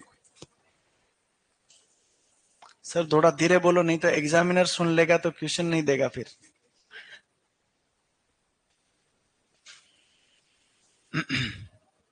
ये भी सही है, ऐसे भी यहां तक डन। इसको ऐसे भी याद रख सकते हो, सही है, कि ऋतु की बिंदी अनमोल है, सही नहीं। अरे सही नहीं है क्या, ऐसे भी याद रख सकते हो, बड़ी अच्छी बात बताई। ऋतु की, ऋतु की बिंदी अनमोल है, तो ऐसे याद रख लो इसको, ऋतु की बिंदी अनमोल है। और इधर सम्राट ने, सम्राट का अनुपम ने विरोध किया, या विरोध मतलब सम्राट के विरोध में अनुपम ने क्रांति की तब जाके आया। तो अभी इसमें कई अपने पास ऑप्शन हो गए याद करने, ऋतुराज से राउंड, सम्राट के लंबे पल, ऐसे भी याद रह जाए, ऐसे कर। चलो आ, यहां तक डन है। अब कुछ कंफ्यूजिंग किस्में लिखना चाहो तो लिखो, कंफ्यूजिंग किस्में ठीक रहेगा, दो चार कंफ्यूजिंग किस्में लिखा रहा हूं, लिखो कंफ्यूजिंग किस्में, कंफ्यूजिंग, कंफ्यूजिंग, कंफ्यूजिंग वेराइटी कौन कौन सी है लिखेंगे मेरे साथ। जैसे लिखो पूसा क्रांति, पूसा क्रांति, परभनी क्रांति, पूसा क्रांति, परभनी क्रांति, आजाद क्रांति, आजाद क्रांति। तो पूसा क्रांति तो बैंगन की है ही, परभनी क्रांति भिंडी, आजाद क्रांति बैंगन भिंडी दोनों की, बैंगन और भिंडी, बैंगन भिंडी दोनों।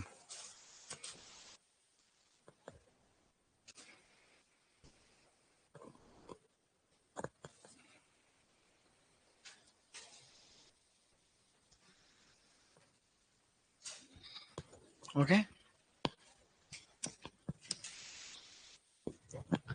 यहां तक डन। अब अगली कंफ्यूजिंग ही चल रही सीरीज, अभी कंफ्यूजिंग में आगे और लिखोगे, ये तीन तो एक जोड़ा बन गया, ये कंफ्यूजिंग का एक जोड़ा नंबर एक। दूसरा जोड़ा लिखो, जोड़े बनाना भी जरूर देखो, लिखो फिर पूसा बिंदु, अर्का बिंदु, पूसा बिंदु, अर्का बिंदु, पूसा बिंदु, अर्का बिंदु। पूसा बिंदु बैंगन और अर्का बिंदु प्याज। पूसा बिंदु बैंगन, अर्का बिंदु प्याज। अर्का बिंदु प्याज।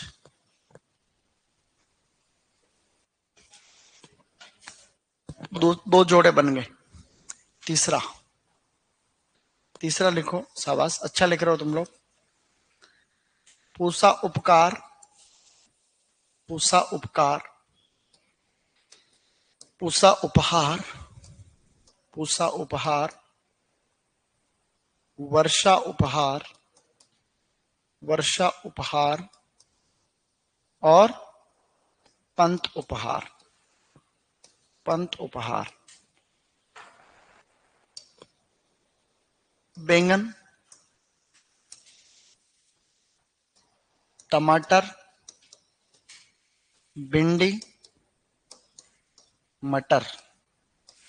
भिंडी और मटर, तीन जोड़े बन गए, सही नहीं? एक जोड़ा और बना लो, चौथा।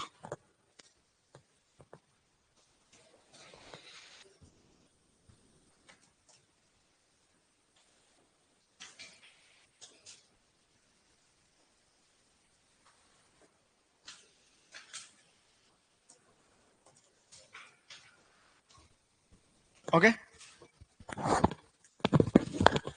Done guys. एक जोड़ा और लिखो लास्ट। ये सब कंफ्यूज करने वाले, इसे बार बार पढ़ते हैं ना तो याद भी हो जाती फिर। अगली वैरायटी लिखो, शाबाश, गुड, अच्छा लिख रहे हो तुम लोग, गुड राइटिंग। लिखो, सम्राट, सम्राट, पंत सम्राट, पंत सम्राट, अर्का सम्राट, अर्का सम्राट। सम्राट में लिखो लोकी, सम्राट में लिखो बेटा लोकी। पंत सम्राट में लिखो बैंगन और अर्का सम्राट में लिखो टमाटर, सही नहीं? ये तीन, एक जोड़ा और बन गया। तो ये कंफ्यूज करने वाले किस्में लिखने से क्या होगा, ये बार बार पढ़ने से याद हो जाएगी।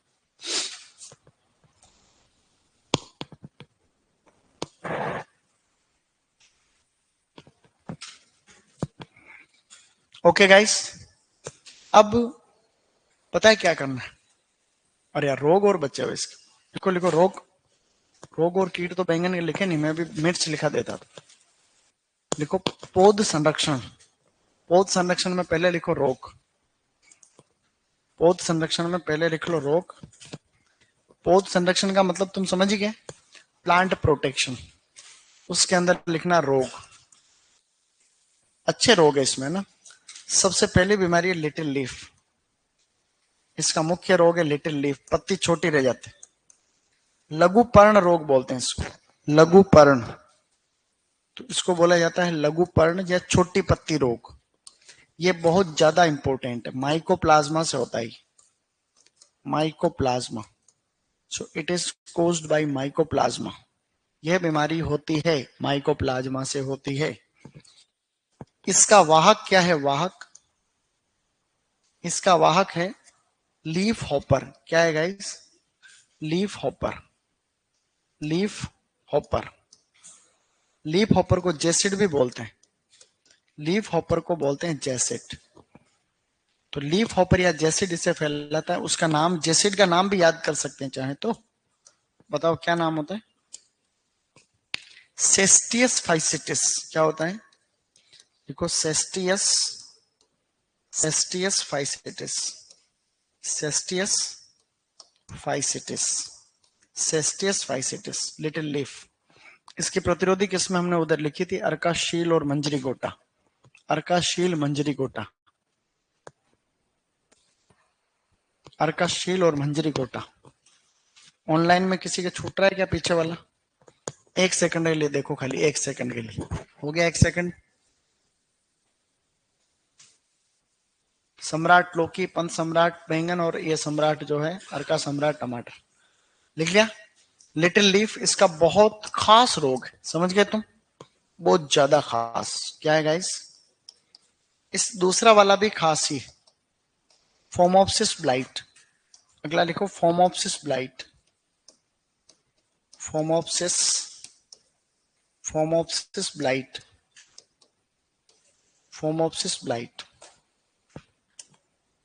Phomopsis blight.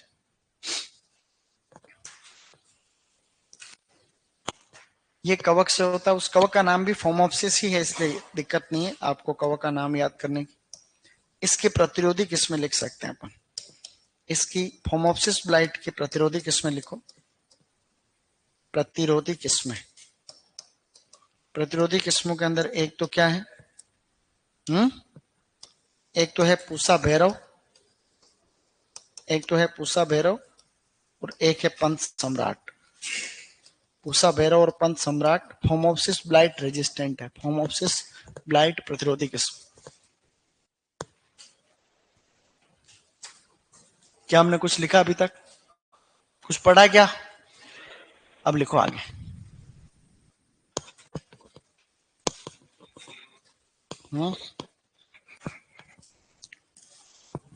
तीसरी बीमारी लिखो, लीफ कर्ल वायरस। तीसरा लिखो लीफ कर्ल। ये दोनों अच्छी बीमारी है, वो भी अच्छी है लेकिन ठीक है वो तो बार बार पढ़ लिया इसलिए।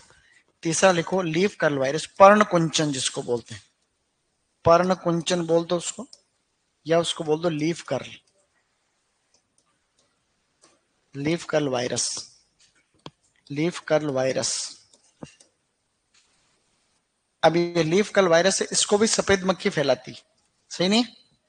इसका वाहक है सफेद मक्खी, सफेद, सफेद मक्खी।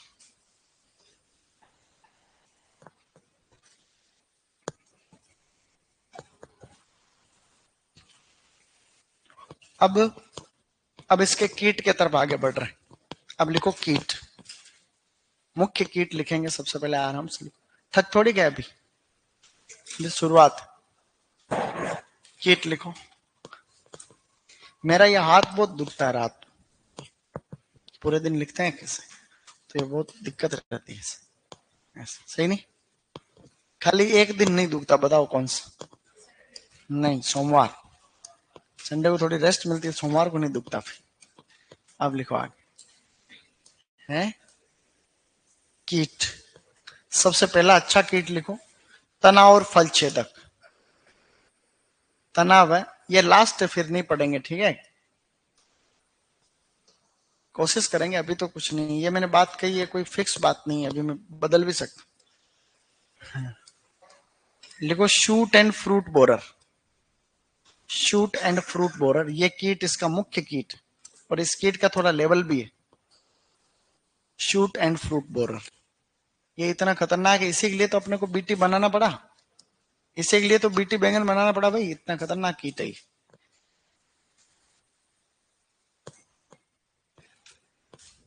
इस कीट का नाम है ल्यूसिनोडस ऑर्बोनेलिस, ल्यूसिनोडस, ल्यूसिनोडस ऑर्बोनेलिस।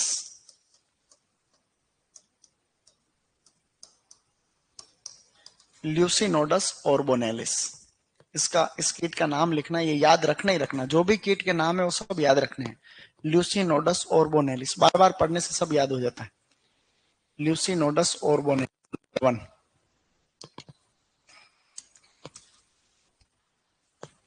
ये कीट जैसा कि नाम से ही पता चल रहा है कि ये फल को भी खा जाता है, फल को, मतलब इसकी जो लट होती है, ये लट है इसकी लार्वी, ये फल को भी खा जाएगा। और ये इस पौधे के शीर्ष भाग को, ये जैसे लट हो गई, ये लट इस फल को काना कर देगी, और ये पौधा जहां से नई नई वृद्धि कर रहा आगे से, यहाँ अंदर घुस जाता है, यहाँ से तो अंदर से खाता रहता खाता रहता खाता रहता, तो ये पौधे का ऊपर वाला भाग मर जाता है जहां से नई नई फुटान होती है। इस केस को डेड हर्ट कहते हैं, क्या कहते हैं? हाँ बोलो, डेड हर्ट। तो ये कि डेड हर्ट की प्रॉब्लम करता है, मतलब ये पौधे के शीर्ष भाग को अंदर घुस जाता है यहाँ से।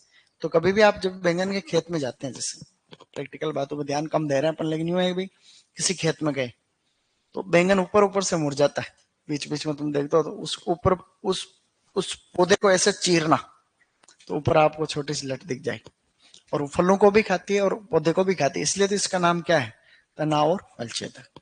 अब लिखो नेक्स्ट, दूसरा कीड़ा लिखो, इपीलेक्ना बीटल, इपीलेक्ना, इपीलेक्ना बीटल, ये भी इंपॉर्टेंट। इपिलेक्ना बीटल। मेरे हिसाब से इस बार इपिलेक्ना बीटल ही आएगा, सुपरवाइजर चॉइस 26 आ सकता है। इपिलेक्ना बीटल भी दे रखा किताब में। इसका वैज्ञानिक नाम तो तुम याद नहीं करो तो ही सही। कोशिश तो करते हैं, लेट्स ट्राई। सिंपल वाला नाम लिखा रहा हूं, ठीक है।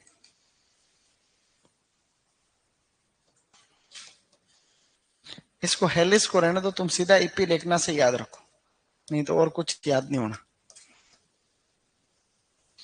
इपिलेक्ना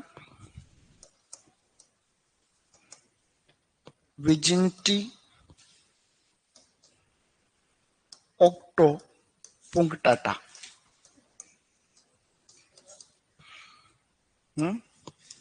इपिलेक्ना विजिंटी ओक्टो पुंक्टाटा है। इपिलेक्ना विजिंटी ओक्टो पुंक्टाटा, विजिंटी ओक्टो पुंक्टाटा है। थोड़ा अटपटा है, नहीं याद करना कोई। इपिलेक्ना याद रख लेना कि बैंगन में होता। इपिलेक्ना याद रह जाएगा तो काफी है, ठीक है। वैज्ञानिक नाम सुपरवाइजर में आएंगे तो हैं, लेकिन कौन से आएंगे जो तुम्हें बता रखे। सिट्रस में एक तो बता रखा लीफ माइनर, और एक बता रखा नींबू की तितली। बताओ क्या नाम होता नींबू की तितली का? पेपिलियोडेमोलियस। और लीफ माइनर का क्या होता उसका? नींबू के लीफ माइनर का नाम बताओ। फाइलोक्निस्टिस सिट्रिला, क्या नाम था? और रोग में से आएगा एक तो वो आ जाएगा, और एक ये इपिलेक्ना आ जाएगा, और एक बैंगन की किस्म आ जाएगी। इसमें से 3 तो हो गए, 17 और बचे। 17 में पता क्या आएगा? देखो मैं पूरा पेपर बता दूं क्या अभी तुम्हें? अभी तक पढ़ा उसमें से एक क्वेश्चन तो पता क्या आएगा? क्वाशोरकोर बीमारी किससे होती? प्रोटीन की कमी से। एक क्वेश्चन। दूसरा है, बताऊं दूसरा? माउंट लेरिंग का दूसरा नाम क्या होता है? स्टूलिंग। 2 हो गए। तीसरा, पूसा उर्वशी और पूसा नवरंग किसकी किस्म? अंगूर की। 3 हो गए। चौथा, आजकल किसान लोग गाइनोडायोसिस किस्म में कौन से पौधे में काम में ले रहे हैं? पपीता में। कितने हो गए? 4 हो गए। निम्न में से कौन सी, नहीं पपीता के 2 तो नहीं आएंगे, एक आ गया तो दूसरा नहीं आएगा। फिर आम का आएगा। आम की अगेती किस्म बताओ। बॉम्बे ग्रीन और केसर। 5। और बेर की किस्म का युग्म को छांटो। अगेती कौन सी, पछेती कौन सी, मध्यम कौन सी? एक किया जाएगा। बेर की नहीं किस्म है, बेर में अगेती मजे। कितने हो गए? 6। एक ये बैंगन वाला किस्म हो गया, बैंगन की किस्म है। कितने हो गया? बैंगन की किस्में भी कौन सी? गोल कौन सी, नहीं है कौन सी, लंबी कौन सी? 7। 7 और कौन सा? नहीं ये नहीं, क्योंकि एक क्रॉप में से 2 नहीं आ रहे हैं। ये तो दूसरा पेपर बनेगा उसमें है, मॉडल पेपर बन रहे हैं अभी। तो ये 7 तो ही गए। अब गणा, अब लिखो आगे। अभी और पेपर में आ जाएंगे ना तुम्हारे, ये आएंगे ही आएंगे, मतलब फाइनल है ये बात। कोई अच्छा एक खजूर का है। खजूर की बोलो, लाल रंग वाली खजूर की किस्म? खुनिज। 8 हो गए। 8 हो गए। अब आंवले से आएगा। अगेती पछेती मध्यम कौन सी? उसमें से कोई भी क्वेश्चन आ सकता है। आंवले का एक आ जाएगा। कितने किस्मों के ज्यादा आएंगे? कितने हो गए? 9 हो गए। अब इनके वैज्ञानिक नाम और गुणसूत्रों या उत्पत्ति में से एक क्वेश्चन। कितने हो गए? 10। 10 हो गए। अब एक क्वेश्चन कोई भी फूल का आएगा, या तो ग्लेडियोलस का आ सकता है, कि ग्लेड अभी पढ़ाया नहीं है, वो पढ़ाएंगे तब की बात। तो 6-7 क्वेश्चन अभी पढ़ेंगे, उसमें से आ जाएंगे। तो 2-3 क्वेश्चन और बच रहे हैं अभी तो वो इनमें से आएंगे, और आगे पढ़ रहे हैं उसमें। चलो आगे बढ़ो। अब लिखो मिर्च। अब मिर्च आ गया ना। मिर्च के बारे में बेसिक डेटा। मिर्च को बोलते हैं चिल्ली।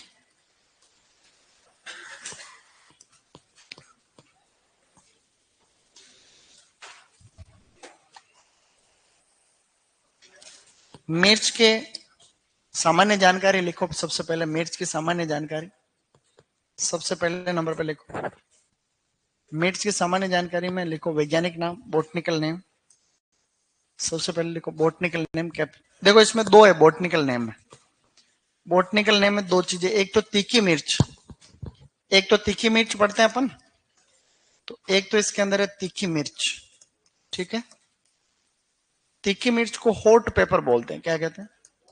हाँ बोलो, हॉट पेपर। और एक है मीठी मिर्च, क्या है?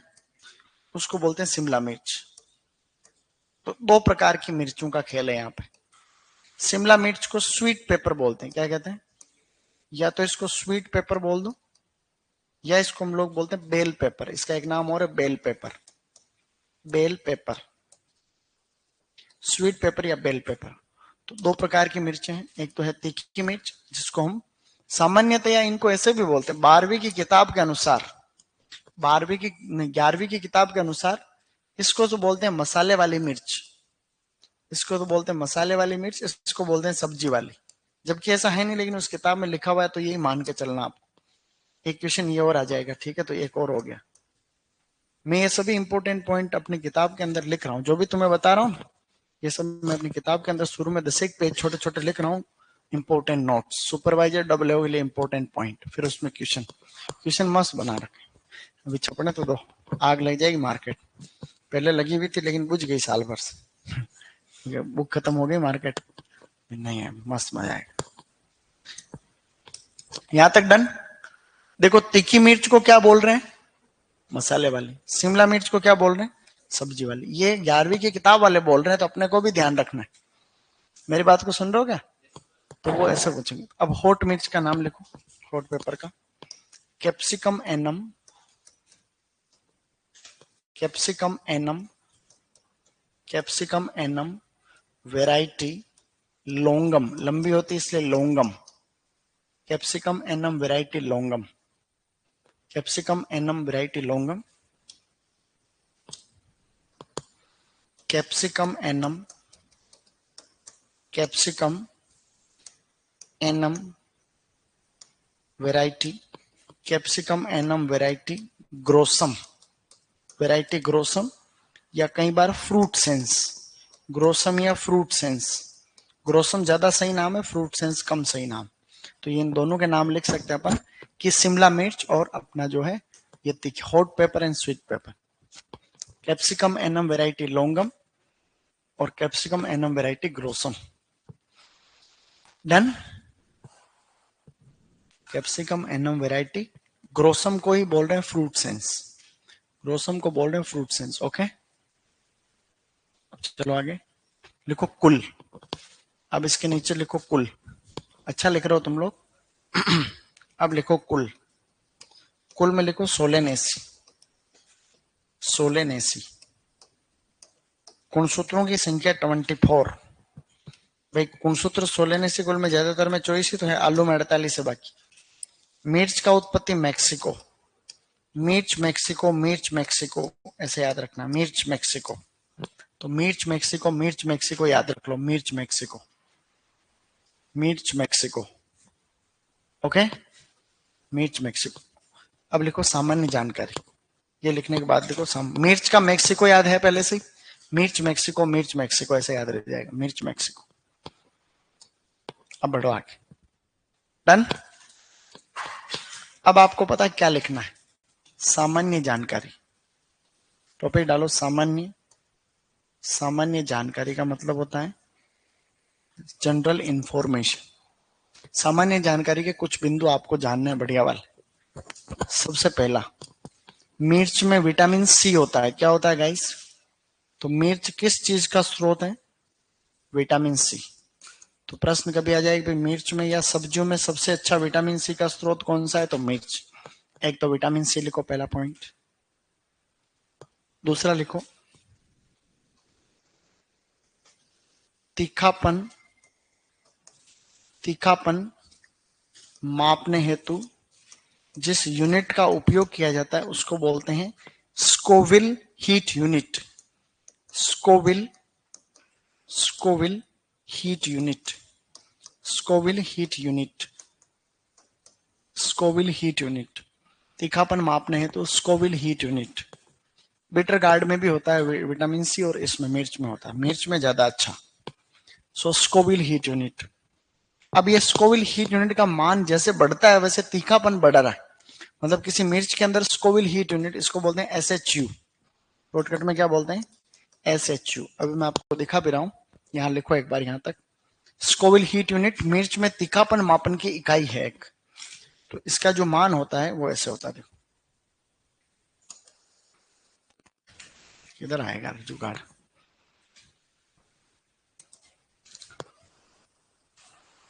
Scoville heat unit.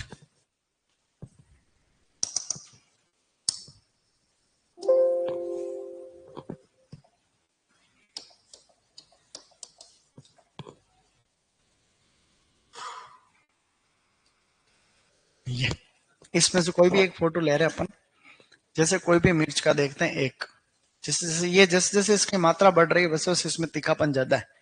ये देख लो, ये पहले नहीं देखा फोटो कभी, तो ये आज देख लो। ये मिर्च दिख रही है सबको थोड़ी थोड़ी, इस मिर्च के अंदर आप देख रहे हो स्कोविल हीट यूनिट। इसके अंदर दुनिया की सबसे तीखी मिर्चें दे रखी है। जैसे ये अभी हमने पढ़ा बेल पेपर, क्या पढ़ा था, शिमला मिर्च, इसमें तीखापन 0, कितना है, इसलिए इसको मीठी मिर्च कहते हैं। धीरे धीरे धीरे धीरे ऐसे तीखापन बढ़ रहा है। दुनिया की सबसे तीखी मिर्चों में से एक तो कैरोलिना पेपर, कैरोलिना रिपर, जिसकी 14 लाख से जो है 20 लाख 22 लाख तक हीट यूनिट होती। अच्छा, ये अपने इंडिया वाली है गोस्ट पेपर, क्या है गाइस, इसको भूत जोलोकिया कहते हैं। क्या कहते हैं, नागा किंग चिली है, जोलो चिप्स बनते, जोलो चिप्स, वो जोलो चिप्स। तो इंडिया की मिर्च भी दुनिया की सबसे तीखी है, 10 लाख तक हीट यूनिट है। और भी इसमें चॉकलेट है, चॉकलेट नाम की कोई चॉकलेट हबेनेरो ऐसे करके, ये दुनिया की और तीखी तीखी मिर्च है। यहाँ पे स्कॉच बोनेट, साइनी पेपर, ऐसे अलग अलग करके और दे रखे, ठीक है, नाम पढ़े नहीं जा रहे। हंगेरियन वैक्स तीखी मिर्च 10,000। मेरी बात को समझ रहा, जैसे जैसे इसका मान बढ़ रहा है वैसे वैसे तीखापन बढ़ रहा है। तो इसमें अपने इंडिया की एक मिर्च भी आती है दुनिया की सबसे तीखी मिर्च, उसका नाम है भूत जोलोकिया। क्या नाम है, समझ गए, आगे बढ़ो। अब अगला बिंदु लिखो, इसी में जनरल में पॉइंट लिखो, लिखो हरी सूखी मिर्च अनुपात। हरी अनुपात सूखी, मतलब अगर हरी मिर्च का मतलब जो खेत पे लग रही है फिर वो पकेगी सूखेगी, तो उसका अनुपात रहता है 10:1। उसका अनुपात है गाइस 10:1, 10:1।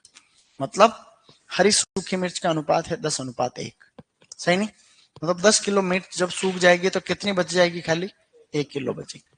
अब इसके नीचे पॉइंट लिखो, सर्वाधिक उत्पादन, सर्वाधिक सर्वाधिक उत्पादन, सर्वाधिक उत्पादन इसका होता है आंध्र प्रदेश में। देखो आंध्र प्रदेश, सर्वाधिक उत्पादन आंध्र प्रदेश, सर्वाधिक उत्पादन आंध्र प्रदेश, सर्वाधिक उत्पादन आंध्र प्रदेश। अब आगे बढ़ो, जलवायु, नहीं नहीं रुको, महत्वपूर्ण तत्व, टॉपिक डालो, महत्वपूर्ण तत्व, कौन कौन से तत्व पाए जाते हैं उसकी बात कर रहे हैं। महत्वपूर्ण तत्व, तो इंपोर्टेंट कौन कौन से तत्व पाए जाते हैं, तो अपन यहाँ पे एक मिर्च बना लेते हैं, ठीक। सबसे पहले हमेशा जैसे एक मिर्च बनेगी शानदार वाली, तो मिर्च को थोड़ी कम पक्की बनाते हैं ताकि ऑनलाइन वालों को दिख जाएगी। अगर मिर्च ज्यादा पक्की बन जाएगी तो दिखनी नहीं यहाँ से। ये पता है क्या है, मिर्च, ये मिर्च है, लौकी दिख रही है, तो ये किस किस को लौकी दिख रही है, लाल लौकी देखी थे ना आज, गाजर ऐसी होती, ये क्या है, मिर्च है, इसके ऊपर ये बीज भी लगे हुए। अभी भी मिर्च नहीं लग रही तुम्हें, अब ये मिर्च आपको एक दिख रही पूरी पूरी, इसमें ये ऊपर वाला डंठल देख रहे हो, डंठल, इसको बोलते हैं डंठल, क्या बोलते हैं, डंठल, जो पूरी मिर्च का खाली 6% होता है। कितना होता है, ये ऊपर जो लाल लाल देख रहे हो, लाल लाल, इसको पेरिकार्प कहते हैं। क्या कहते हैं, जो पूरी मिर्च का 40% है, कितना है? अंदर बीज और प्लेसेंटा देख रहे हो ना, बीज प्लस प्लेसेंटा, प्लेसेंटा मुख्य रूप से तो प्लेसेंटा ही है इसमें। तो बीज और प्लेसेंटा इस पूरी मिर्च का 54% कितना है? अब प्रश्न आ गया एग्जाम कि डंठल का, पेरिकार्प का और इनका अनुपात क्या है, तो इसमें कितना प्रतिशत है? 6, 40 और 54 याद रह जाएगा। तो अपने को जो लाल लाल रंग दिख रहा है वो पेरिकार्प का ही तो दिख रहा है। तो इस मिर्च का लाल रंग किसके कारण होता है? मिर्च का लाल रंग किसके कारण होता है गाइस? बोलो कैप्सेंथीन, कैप्सेंथीन, जिसका फॉर्मूला है C40H56O3। क्या था? C40H56O3, 56 है वो, क्या लिखा हुआ है? अच्छा, कुछ किस्में ऐसी है जिनसे लाल रंग निकाला भी जाता है। लाल रंग निकालने हेतु, लाल रंग निकालने हेतु कौन सी किस्में फेमस है बताओ? एक तो है अर्का अबीर, क्या नाम है?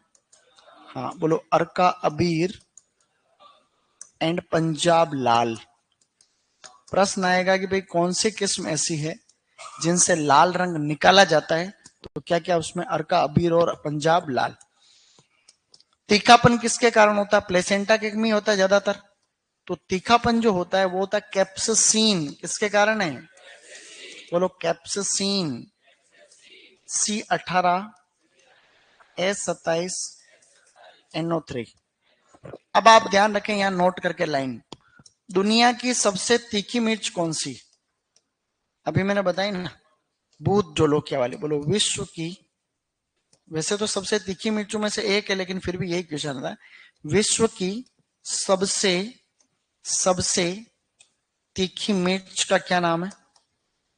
हाँ बोलो भूत जोलोकिया, बोलो भूत जोलोकिया।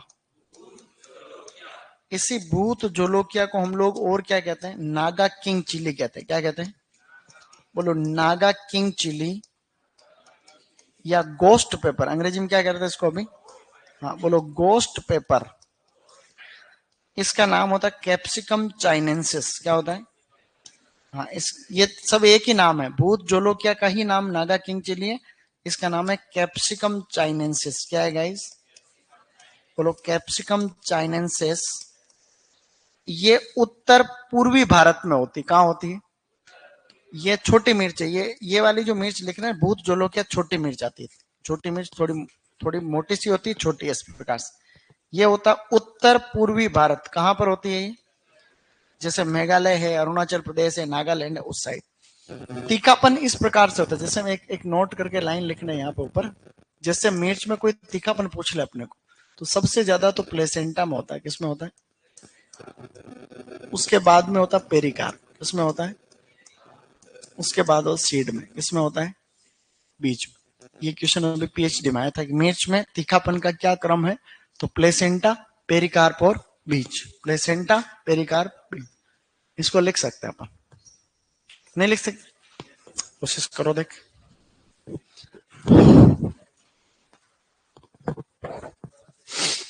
मिर्च बनानी है ये, तो ही सही लिख पाओगे।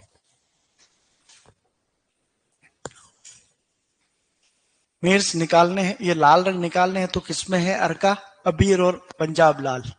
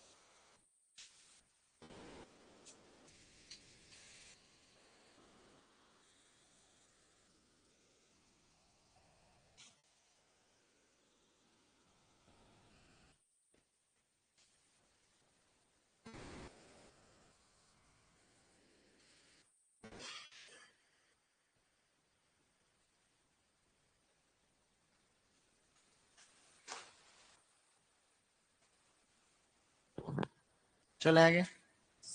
Good.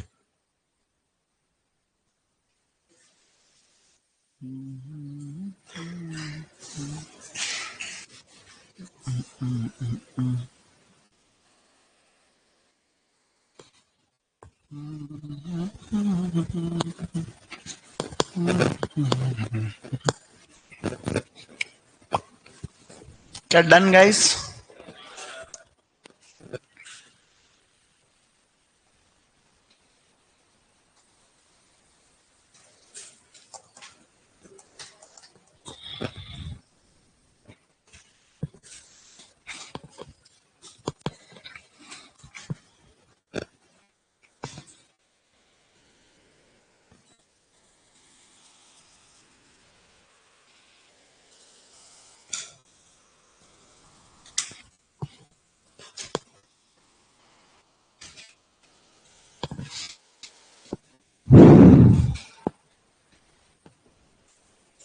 Done guys, done done. Good.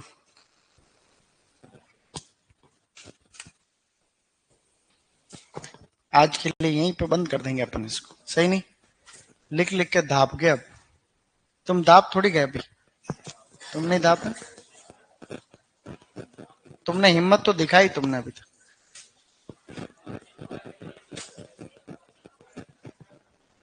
तारीख कितनी है?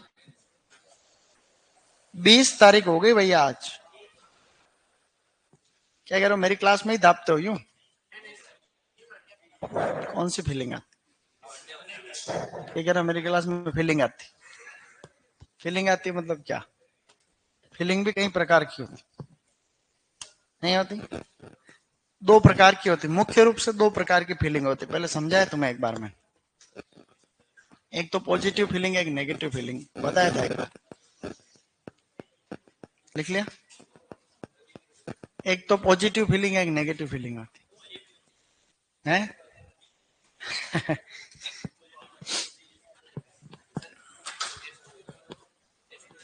क्या?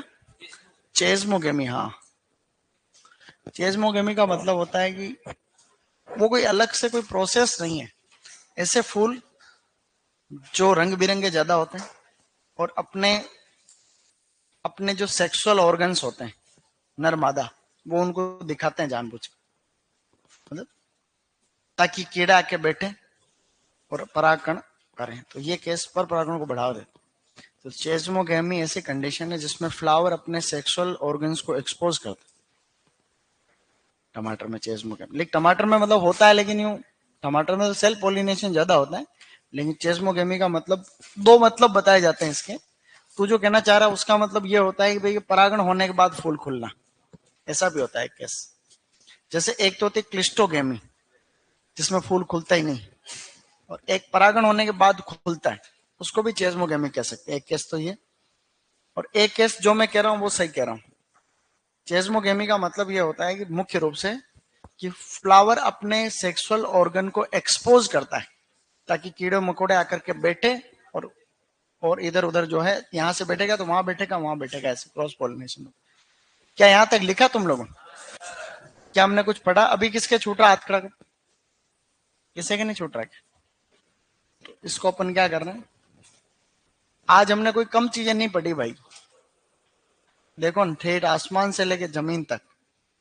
और खासकर आज का मुख्य बिंदु क्या था? है, आज की इस मीटिंग का मुख्य विशेष बिंदु था बायोटेक्नोलॉजी, जो कि बहुत काम की चीज रही होगी समझने वालों के लिए, तो समझे, नहीं तो कुछ नहीं। चलो ठीक है, ओके। अब तुम जा सकते।